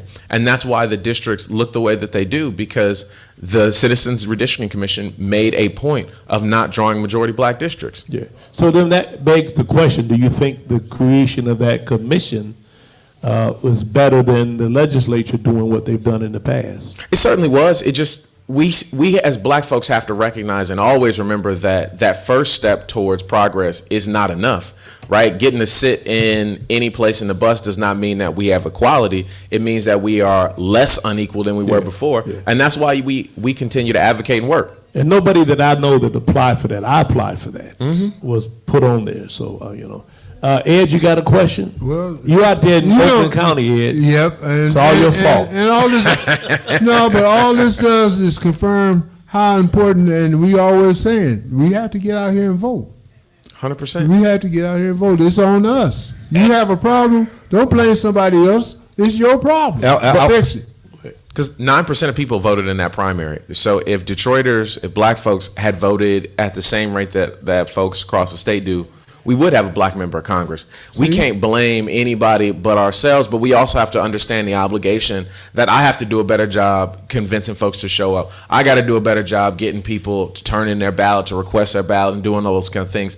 And that's what I'm committed to doing. That's why we're here this morning. And let me say, too, I believe that Adam models what we're looking for in terms of one who has skin in the game. Yep. I've driven as a Wayne County Sheriff's deputy. I've seen him running with his children in the neighborhood, pushing them. So he's just not talking about it. He is about it. And the thing about it is that we have to have a full set of tools in the political toolbox. So voting is one part of it, but as you know, I lobby. I mean, I write letters. I call. And you organize, and so you don't just call. You like, I got 50 people. Yeah, I mean, but I'm saying that's what we got to do. I mean, we think about all of our churches and folks that have organized groups of folks. They just really need to begin to exert their voice more and influence over these things, because what normally happens, unfortunately, is we spend all of our energy on the back end, right? I mean, we don't spend enough time up front opposing things and letting folks know that we're not in favor of that. So we can do that this time. And I think too, the forums remember the forums we were having, Rev, 3 or 4 years ago here, we allowed anybody, any candidate or potential person to come with, and we were educating the community. Let me tell you about that. We created the Community Democratic Caucus, and we were purchasing memberships. I think about 6,000 to 7,000 memberships to the Michigan Democratic Party. Lon Johnson was the chair at that point. We brought in Nina Turner and a bunch of other folks, and we got spanked. Because as you know, in the Democratic Party, as with the NAACP and all those other things, you have significant groups or entities that buy memberships. And so when you start, wielding 5,000 and 6,000 memberships that you paying for, they begin to wonder what you're trying to do. Yeah. And we weren't trying to do anything but getting people together. We call it a community Democratic caucus, so that we could impact who the chair of the Michigan Democratic Party is and all of that. And I think we got to get back to that. I mean, when Coleman Young was mayor, there was probably 10% of the precinct delegate positions that weren't filled. It was either between him and the UAW, which was always had a great ground game. They don't do that as much now. But where they turning around. Huh? I said they turning around on that now. Yeah, they getting people out there doing that again? They absolutely are. I think the UAW is understanding and committed to organizing. And you see that across the labor movement, right? Like I was out with the casino workers on Thursday when they went out, was over with them last Friday as they were negotiating. I think the labor movement is excited because people are frustrated that you can't just work one job anymore. Well, I'm going to ask you right here on the spot. Right here on the spot. April the 3rd, Chris Smalls. You know who Chris Smalls is? Absolutely. Chris will be here. I personally donated to the union, and we're doing a fundraiser for the Amazon Labor Union, and he'll be speaking that night at the Bridge Center. I'd love for you to be one of my co-chairs. I'll be there. I'm going to put your name on there. 313-340-9507, 313-340-9507. And let me say to this. This is going to be controversial, too. Uh-oh, watch out now. So I talked to a former president of a labor union and was talking to him about Chris Smalls coming, and he sends me a met. Well, he's not even associated with the union anymore. I said, where do you get that from? So I called Babson, who is his chief of staff. It's not true, but there are people out here trying to discredit him. He's in a fight to get his money. As you know, in Michigan, we got rid of taking it out of folks, which really affected the unions. They're taking it out of Amazon employees' checks, but not turning it over. And I don't think people, it's in my blood. It's in my blood. The fact that my father had a sound truck trying to get my granddaddy to come out of the foundry that he was the foreman in for the Ford strike, but thought that Henry Ford was the second coming of Jesus Christ. Trade unionism and how that changed my family's life is in my blood. And so I don't think people really understand the degree to which everything we have, 40-day work week, right? All this stuff comes weekend, out. unemployment insurance, 40 hour, not 40 day. I'm a 40 hour. I'm an AFT member myself. I must be thinking about the Bible. Yeah, go ahead, Mr. Leverett. Yeah, this Adam. How do you get the young folks to engage in the political arena, like our young black men and black women? Do you go to the high schools, men colleges? and black women, not women's and men's. Leave it alone. Red, please. He put an S on everything. S's. I think Good question. Thank you, Leverett. What we got to be doing is talking about things that are relevant and making it relevant for people again, right? Why do seniors vote? Because seniors need Social Security to continue to exist. When we start talking about student loan repayments, when we start talking about child care, when we start talking about the issues that matter to young people will start to participate. We also have to recognize and remember that there are a lot of people who have a vested interest in younger people not being engaged in this process. And so that's what they continue to do. They continue to say young people aren't involved. But young people are the reason Joe Biden got elected, right? Young people are the reason that we still have the right to choose, while women have protections over their own bodily autonomy because they voted in large numbers. Yeah. Young people are not the same young people who aren't showing up. They are showing up because the world is on fire.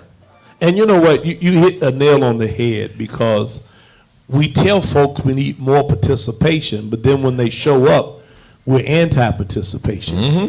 And that's why I tell people, if you don't belong to the Democratic Party or the Republican Party, still register to vote and vote. You know what I mean? Because your vote is your voice. Everything that we do, from the moment we're born to the moment we die, somebody's sitting somewhere who has something to do with a piece of paper. That's your birth certificate, your death certificate, or whether you get money from the federal government to help with your burial costs. So don't tell me that politics do not have that kind of effect and influence on your life. And if it does, I'm going to be weighing in to make certain I mold and meld that conversation and decision, and not somebody else. I agree. Adam, I want you to tell us, what issues should we be looking for that they're trying to pass? Because here's the thing. a lot of our culture, we get so many mixed messages, right? We get messages from YouTube, we get messages from social media, we get messages from our friends and from social things that we kind of gather in. The whole time they're passing bigger laws and they're making bigger changes. What are some of those things that we need to look out for? I think we need to be talking about and elevating our issues, right? The issues in the city of Detroit, the issues in Michigan, the issues in the 13th Congressional District are about affordable housing, right? Like, you can't find a place to rent. You can't find a place to buy, and you can't find safe places to raise your kids. Like, that is the number one issue when we talk about this community. 36th District Court had more eviction cases pending than all but anywhere in the country. That's why the council president worked on the right to counsel. That's why we have all of these things moving right now. When we talk about elder care and child care, I mean, we're in a weird space where young people my age, are dealing with where do their kids go, and also how are they taking care of their parents, right? I can't tell you how many friends I have who had to take off work or trying to figure out how they continue to go to work because their parents have something that they got to deal with. Those are the issues that we should be talking about, and not letting folks distract us with other things because they want to. I know when President Obama was last here, he was over at Renaissance and somebody said something, and he was like, "You got to stop letting people say squirrel."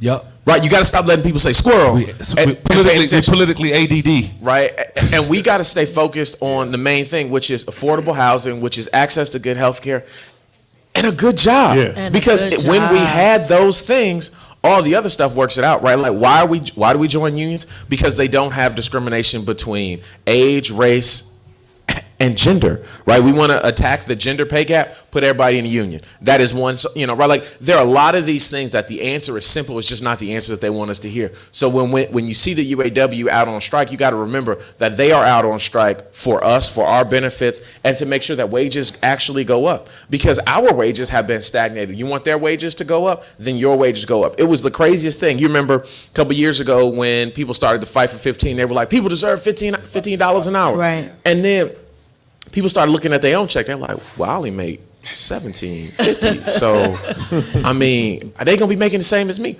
Brother, sounds like you need a raise too. Yeah. Instead of saying, I need a raise too. Well, when you raise the bottom, it pushes everybody up to the top. And the thing is, understanding that the housing market that you're talking about, or period, is affected by inflation. There's so many things, variables that we need to be educated about.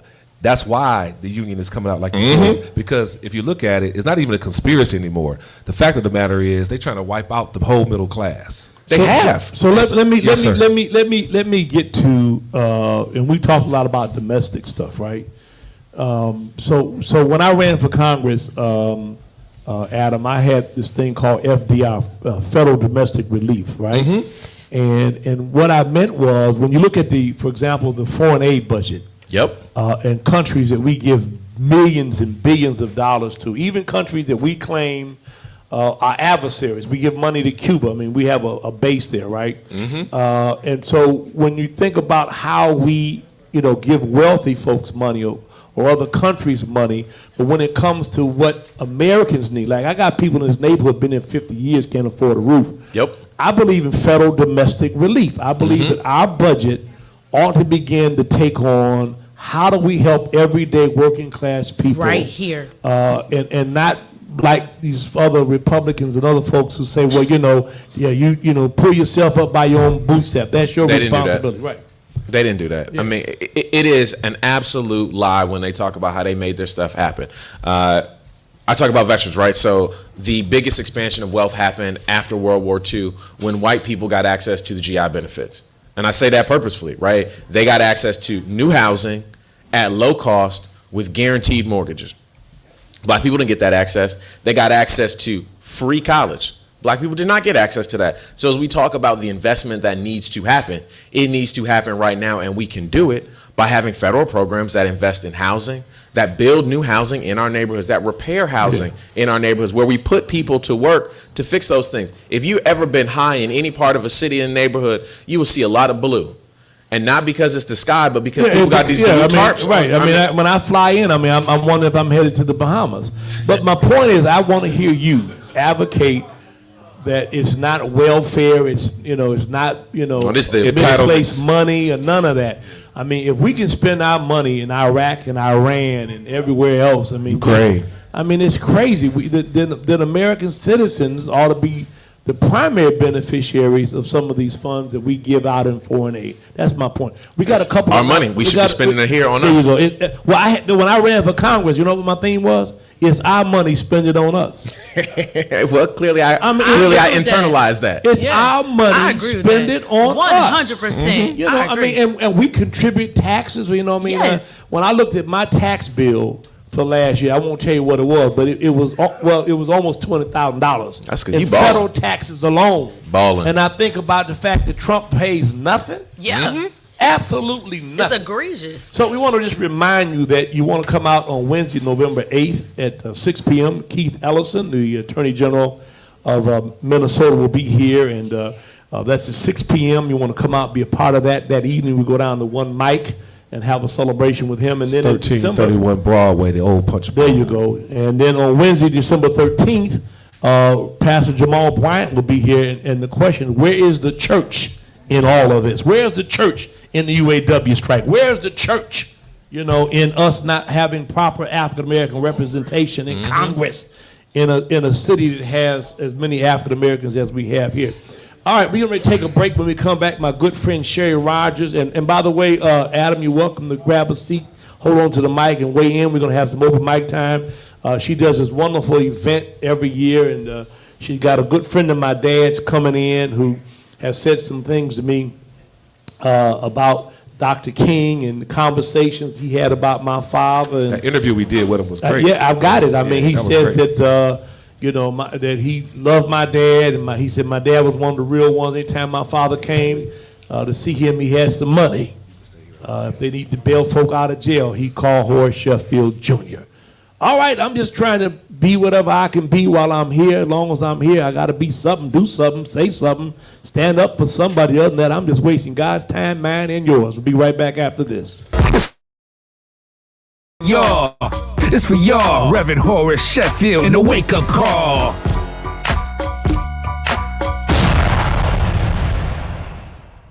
Reverend Horace Sheffield is live, and it's the wake-up call on WVTC Radio Detroit. Are you ready to fight to end police violence? Don't miss Keith Ellison, Minnesota Attorney General and lead prosecutor in the George Floyd case, as he speaks at Dabo's Community Empowerment Speaker Series. Ellison will address Breaking the Wheel, Ending the Cycle of Police Violence on November 8th at 6 p.m. at the Bridge Center on Grand River and Livernois. Don't miss this opportunity to hear from someone on the front lines of the fight for justice. Visit dabodetroit.eventbrite.com to get your free ticket today. This is Super Bowl champion Lomas Brown, and I get my Saturday morning wake-up call from Reverend Horace Sheffield, my man. This is Grover in Kansas, and I get my wake-up call from Reverend Horace Sheffield every Saturday morning at 8 a.m. on 1500 a.m. or 92.7 FM. The wake-up call with the Reverend Horace Sheffield. See you there. I'm Wayne County Treasurer Eric Sabri. We are living through unprecedented times. As a result, the Michigan Homeowner Assistance Fund was created. This fund, administered by the state of Michigan, is designed to help homeowners cope with pandemic-related hardships, such as delinquent property taxes. Residents may apply for up to $25,000 to help cover 2019, 2020, and 2021 tax years. Previous year's taxes must be paid in full or in a payment agreement with the Treasurer's Office. Eligible homeowners must have a qualified financial hardship that occurred on or after January 21st, 2020. You must currently own and occupy your home as your primary residence and must have owned it since January 21st, 2020. To see if you qualify, please visit waynemetro.org, call 313-388-9799, or email taxinfo@waynecounty.com. We're here to help. Here's the thing about golf. If you like golf, you love golf. And if you love golf, you love it a lot. Like a lot. And when the weather is even the slightest bit accommodating, you grab your clubs and head to your Huron Clinton Metro Parks. Because 7 regulation courses is a lot to love. like a lot. They're your Metro Parks. Come to play and bring your clubs. Learn more at metroparks.com.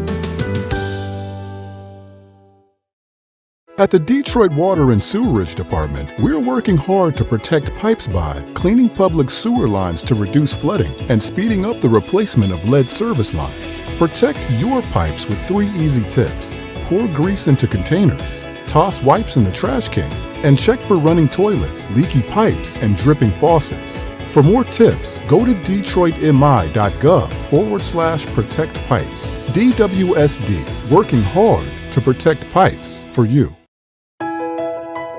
Hi, I'm Stacy Reeves, General Supervisor for DTE. As part of our plan to make your power more reliable, we're installing new smart technology. When it's up and running, our smart grid will have fewer and shorter power interruptions. Our crews are out every day doing everything in their power to deliver the reliability you deserve. DTE. From the cotton fields of Mississippi to the highest halls of education around the United States of America, Junebug is a story of inspiration that proves that hard work and perseverance is the answer to anyone's dreams and aspirations to make them come true. Go to MississippiJunebug.net and order your copy today. Junebug, the novel by Wilson Edward Reed. This ain't no joke, you gotta vote. This ain't no joke, you gotta vote. This ain't no joke, you gotta vote. This ain't no joke, you gotta vote. It's for y'all. It's for y'all, Reverend Horace Sheffield in the wake-up call. You'll be here speaking on Sunday, November 19th. Sunday, November 19th. Be at our radio show on the 18th. We got a bunch of folks coming in for what we're doing, the concert, which is on Friday the 17th. Mention that real quick. Friday the 17th, Harold Melvin's Blue Notes will be in the house. We're going to have a good time at the Bridge Center. That's Friday, November the 17th at 7 p.m. And it's free. We haven't said it's free. Yeah. It's all free. So make sure that you go to the website and so that you can register, because you have to register for this event. www.dabledetroitinc.com, www.dabledetroitinc.com, or call 313-491-0003. Right now, on the 16th, Reverend Sharpton is coming in with the leaders of Choose Healthy Life. We have an event that Friday night there, and of course, our broadcast on Saturday. And then, of course, Sunday will be Amir Natson on the 19th. Don't forget, Attorney General Keith Ellison will be here on Wednesday, November 8th at 6 p.m. at the Bridge Center, 9928 Grand River. That's a part of our Community Empowerment Speaker Series. And then in December, we have Jamal Bryant will be here on Wednesday, December 13th, 2023, 6 p.m. I have a tentative commitment for Mike Epps for a special one on Wednesday, December the 13th. But we also have a bunch of other folks coming. We have Reverend Sharpton coming, Chris Smalls coming, Michael Eric Dyson coming, Donnie Simpson. Woo, that's going to be fun. Yeah, Soul Team Reporters. If those of you old enough remember the WJLB Soul Team Reporters, he'll be here. And then we have one of our live breakfast broadcasts on Wednesday, November the 1st. We have COVID-19 vaccinations, flu vaccinations, shingles, pneumonia, RSV vaccinations. All that is being done by Premier Quality Health Center, Walgreens, and Choose Healthy Life. Now, it gives me great pleasure to introduce a wonderful, hardworking person who's always bringing value to the lives of others and to the city of Detroit and everywhere she goes. And that's Dr. Sherry Rogers. Welcome to the show. I'm so thrilled to be here, and Reverend Sheffield and I go way back. I honored him years ago at the Spill the Honey Voices of the Dream concert for how he builds bridges in Detroit all the time. Absolutely. And so let's start with this, because we got a little time, and we know about Clarence and all the work you're doing with him. But give us your feelings on what's happening over in Israel right now. Well, I'm so heartfelt because our foundation stands on making sure that human dignity is always honored, and we have to stand against terrorism and fighting dehumanization. And no matter what, this isn't about the conflict in Israel. It's not about the two-state solution. It's about we have to stand as a world community against hate, against any time that somebody's targeted to actually target civilians and children and babies and rape people for the sake of whatever they're going through. We understand through the Holocaust and through slavery what it's like to be targeted in our bodies. And so I just hope we can stand as a world community. Yeah. I've learned a lot from the Jewish community. There's a great piece, I have to send it to you, Sherry, of my dad at Washington University out of St. Louis, where he's being interviewed about his early childhood and his fomenting of his faith and his feelings about this broader sense of humanity. And he talks about a Jewish rabbi who had a synagogue in this black neighborhood that my father grew up in. It was, over where Tabernacle and all that was, and how during the Depression, he engaged my dad to come and clean the synagogue and would give him a dime 3 times a week. And that forever, my dad was very close to the Jewish community, extremely. Oh God, I can't think of the judge. Avon Cohn was on the floor of the Democratic convention when my dad was the floor leader for Lyndon Johnson, and got a call from Lyndon Johnson telling my dad he didn't want Fannie Lou Hamer to be seated. And Avon Cohn wrote about this and told me about it, and Avon said that my dad told Lyndon Johnson, "Well, if you don't seat her, I'm leaving." And that kind of thing. But that relationship that we've had with the Jewish community, very involved in the civil rights community. One last question about that, and I'm preparing to write this book based on the Shabbat. On Friday night when you guys get together and these things represent part of your history and you memorialize all of that. And I'm suggesting, Stephanie, that that's what we're missing in our community. Oh, big time. We don't have a formalized way where we gather and remember the history. Do you think that would work if we tried something like that? Yeah, let's join something together. I know that we need to break bread, not only challah, but we need to break bread, cornbread, challah, get together and spill the honey. Yeah, I believe so. I think that would be so powerful. And actually, I came up with a 12-month schedule, so every month what we would remember as a part of our history and our tradition. Of course, your belief is, and I'm done now, is that people don't understand why you memorialize things and you look back, because your belief is that if you don't know where you came from, you don't know where you're going. Absolutely, and that's why Spill the Honey is so important right now.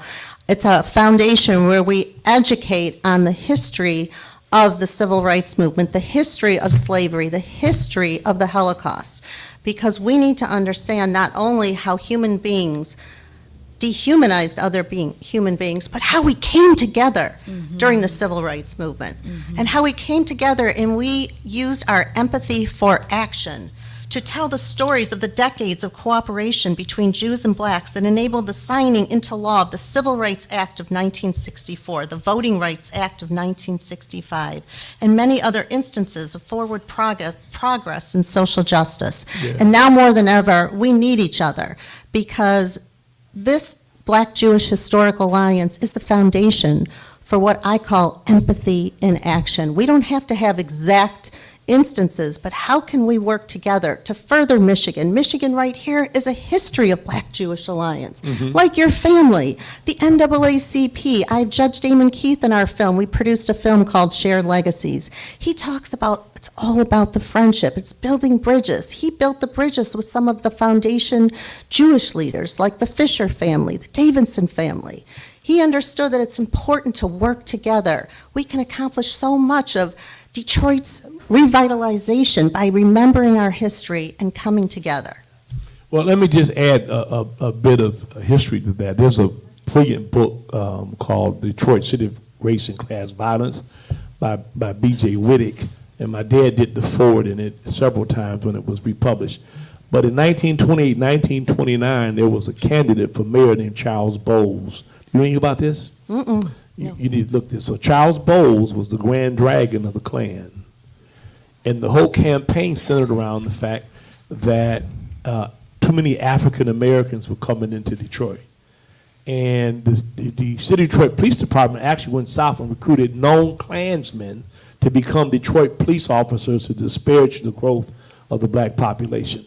Well, Charles Bowles, the Grand Dragon of the Ku Klux Klan, won the primary election. But it was the Jewish-black relationship and organization or organizing against him that defeated him in the general election. Beautiful. And so he suggested in his book that this was the first time in Detroit that there was an actual known coalition that existed between blacks and Jews, which went on, by the way, the Jewish community sold us homes when there were restrictive covenants. That's how we moved out of the black bottom.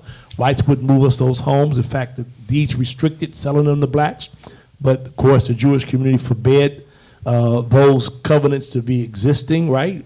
The Supreme Court case comes out of Detroit that struck down those covenants. And let me just tell you something. I've had this conversation with Dan Gilbert. And I said to Dan, I said, Dan, you know, you and I both are blessed because of our fathers. He said, well, what do you mean? I said, well, in the 40s and 50s, your dad had a store on 7 Mile and Woodward. And he would buy homes for blacks in Southfield and other places that would not sell to blacks and then sell the homes to black folks.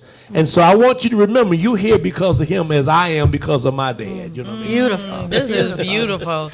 And it's so beautiful, but I hope we can all get together and learn this history on November 13th. Yes. We are bringing in Dr. Clarence B. The Jones. speechwriter for Dr. King, his personal attorney, attributed to writing the I Have a Dream speech. He drafted the first 7 paragraphs, Yep. and he's got a new book called The Last of the Lions, an African-American Journey in Memoir.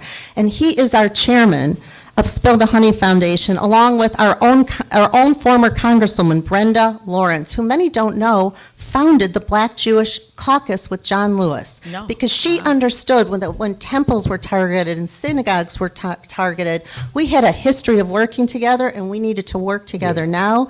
And that's why in her retirement, she says she is rewired to create an educational program on Black-Jewish relations. And I welcome Reverend Sheffield for all his knowledge and his family's knowledge, and we're going to be working together. Yep, and David's going to support it financially. We got to take a quick break, come back with our last segment. We'll spend with Dr. Sharia Moore. Rogers. Oh, I know, I'm just saying, my Sharia Moore. We'll be right back after this. It's for y'all, Reverend Horace Sheffield in the wake-up call.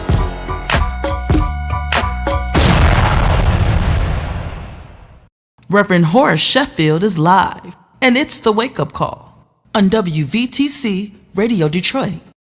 Peace and quiet. Whoever you are, sooner or later, you're going to need some.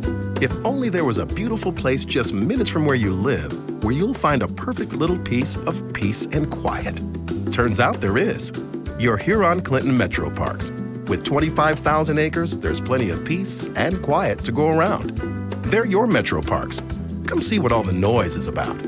Learn more at metroparks.com.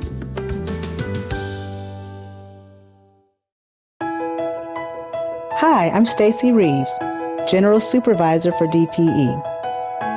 As part of our plan to make your power more reliable, we're installing new smart technology. When it's up and running, our smart grid will have fewer and shorter power interruptions.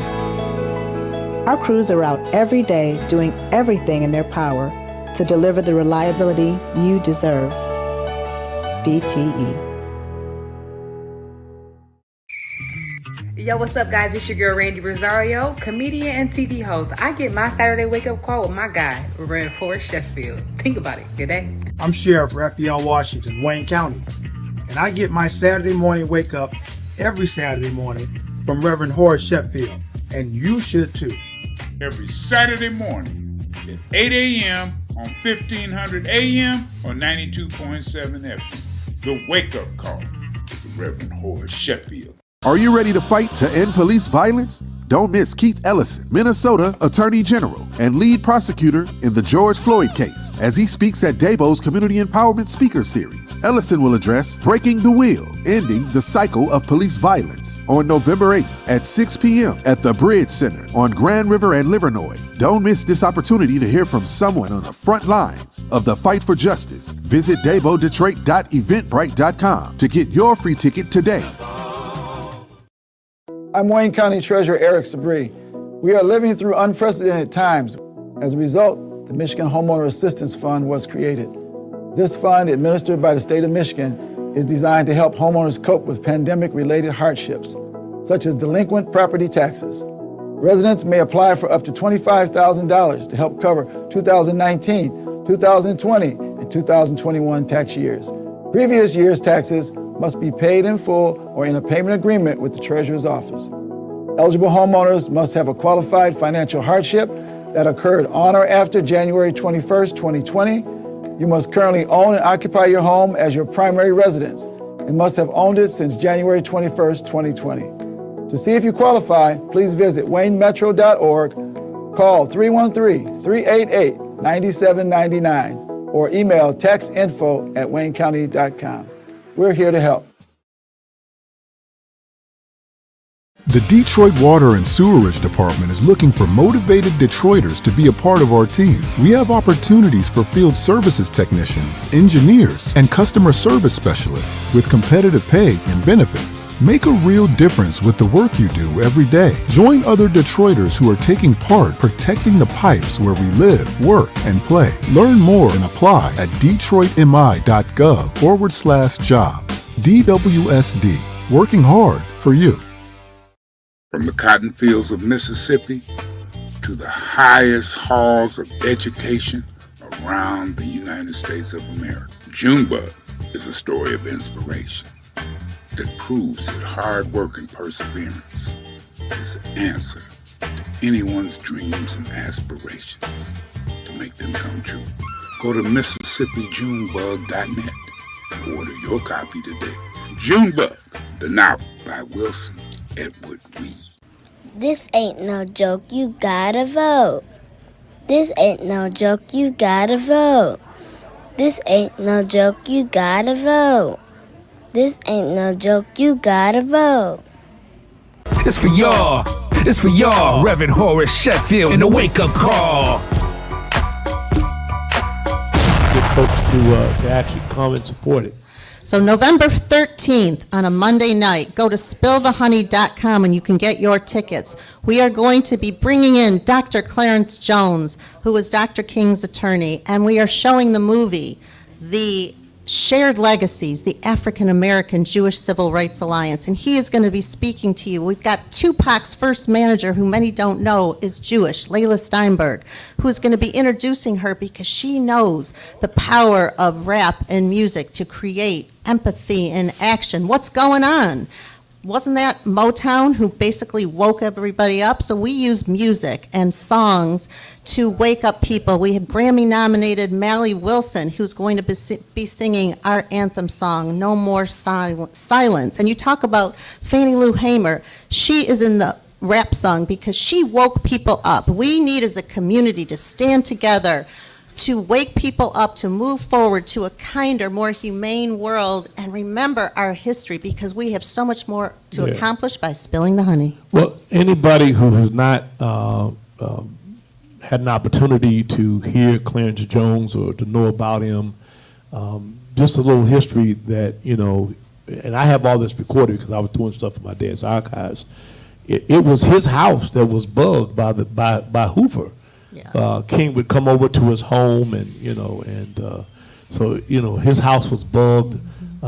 As you mentioned, he wrote the first 8 paragraphs. Yeah, first 7 paragraphs. 7 paragraphs of "I Have a Dream."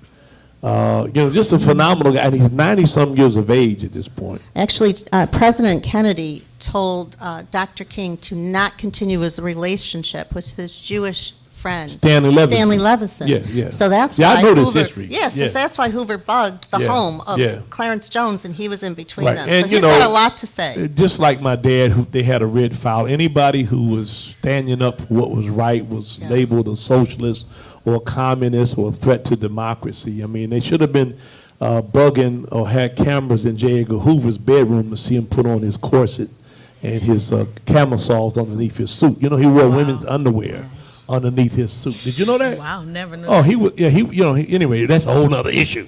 But we want to support this. Dable's going to support it. In fact, I'm going to write you a check before you go today. Don't leave without it. Ed, any questions for my good friend, Dr. Rogers? Well, and I know you have an event coming up, but we need to know about future events also beyond that. Yeah. What else are you doing? We are producing a whole educational curriculum on Spill the Honey, where we're educating on the whole civil rights movement with this movie. You've got to see this movie. And Clarence Jones, John Lewis helped raise the funds for this movie. That's how important he thought this history was.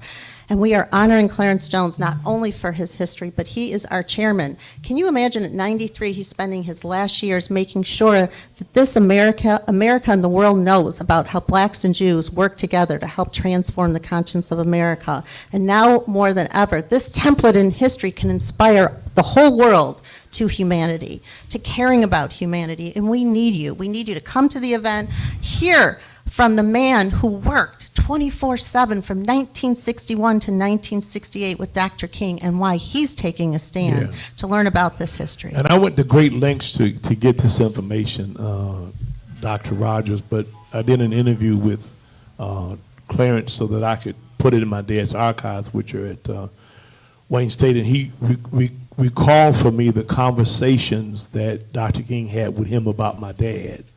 And, my dad's relationship has opened many doors for me, but one of the ones that I know was most heartfelt for him was his relationship for Dr. King.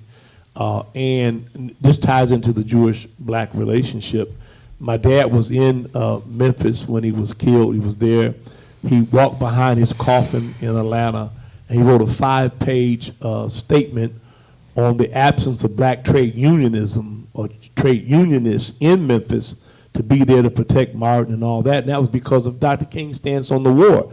So the major white unions, basically pulled their support from Dr. King, and therefore the blacks who were part of those unions could not stay involved or engage in the movement. My dad's whole piece is, when are we who are black, who in unions or white institutions, who are forced to support the will and interests of the larger white unions or organizations, going to have them force them to support our interests? In other words, we should have made them bow to the will of black trade unions and continue to support Dr. King.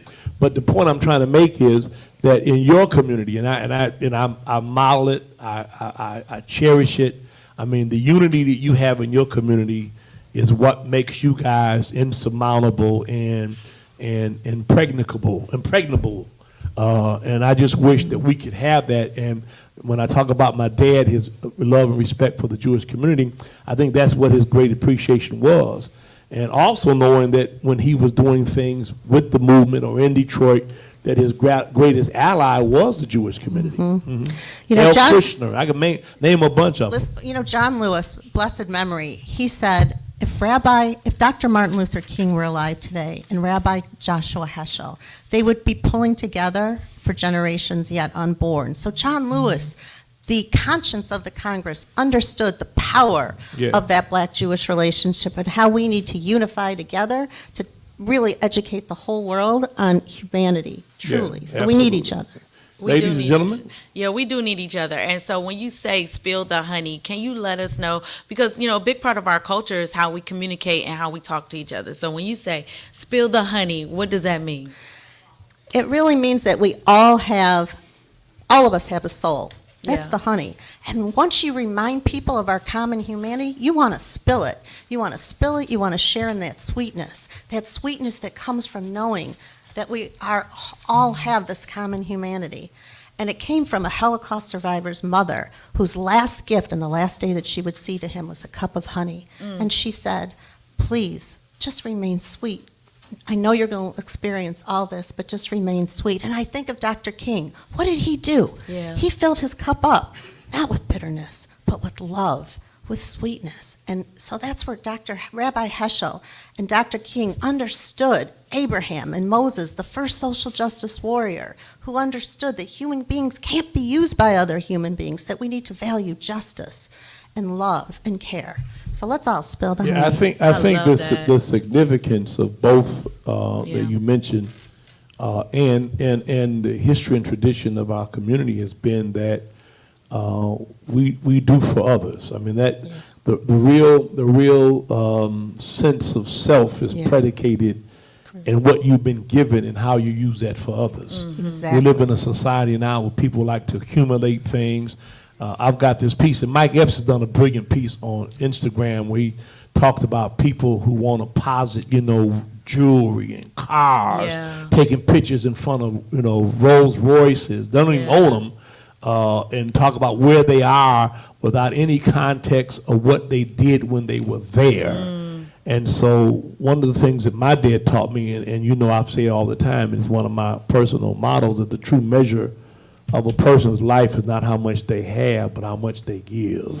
That's what stays with you. You get a new car, you get a new outfit, you love it for that minute. But when you give to somebody and you spill that honey, it sticks with you forever. So November 13th, in Detroit, go to Spill the Honey and come to this event. Get inspired. SpillTheHoney.com. SpillTheHoney.com. Buy some tickets, support it financially, come to the event. You will marvel at Dr. Clarence Jones. You'll marvel at this person right here. All right, that's it. Says time to go. All you folk out there, have a wonderful time. Be careful. You can play the music I like. I'll get back at my DJ days, Yeah. All right, God bless you. Never ask anybody to do for you what you're unwilling to do for yourself. See you next week. It's time. It's time. It's time for the wake-up call, y'all. Come on. Come on. You've been listening to The Wake Up Call with Reverend Horace Sheffield and friends. Tune in again next week from 8 a.m. to 10 a.m. right here on the WVTC Detroit Radio Network.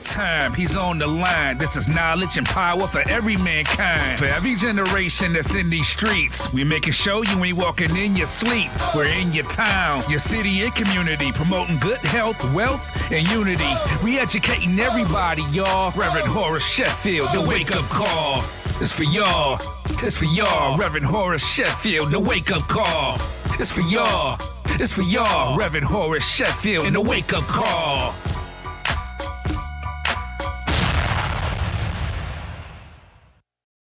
The views and opinions expressed on the previous broadcast are those of the authors and do not necessarily reflect the official policy or position of WVTC Radio Detroit, its advertisers, or affiliates. Congratulations to WVTC Gospel Radio, as they are again the recipients of the 2023 Stella Award for Best Internet Radio Station of the Year. Many thanks to our viewers. Keep watching as we are winning victories through Christ.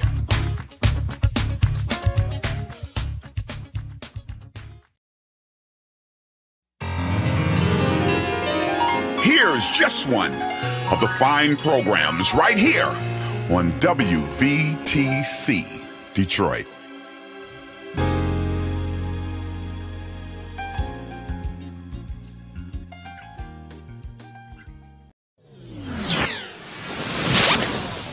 Hey, are you in need of a jingle, a commercial, or have you considered a podcast for your business or ministry?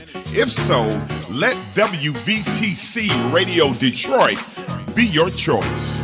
And guess what? Location is not a problem. We can pick you up and broadcast you from anywhere. For more information, please go to our website at WVTCDetroit.com or drop us an email at WVTCRadioDetroit@gmail.com. We're waiting to hear from you.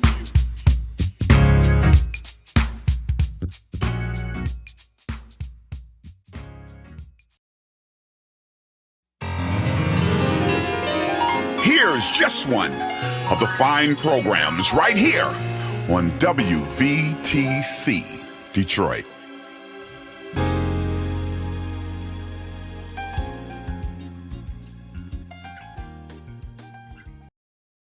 You're listening to WVTC Gospel Radio Detroit, and we're flowing in the Spirit.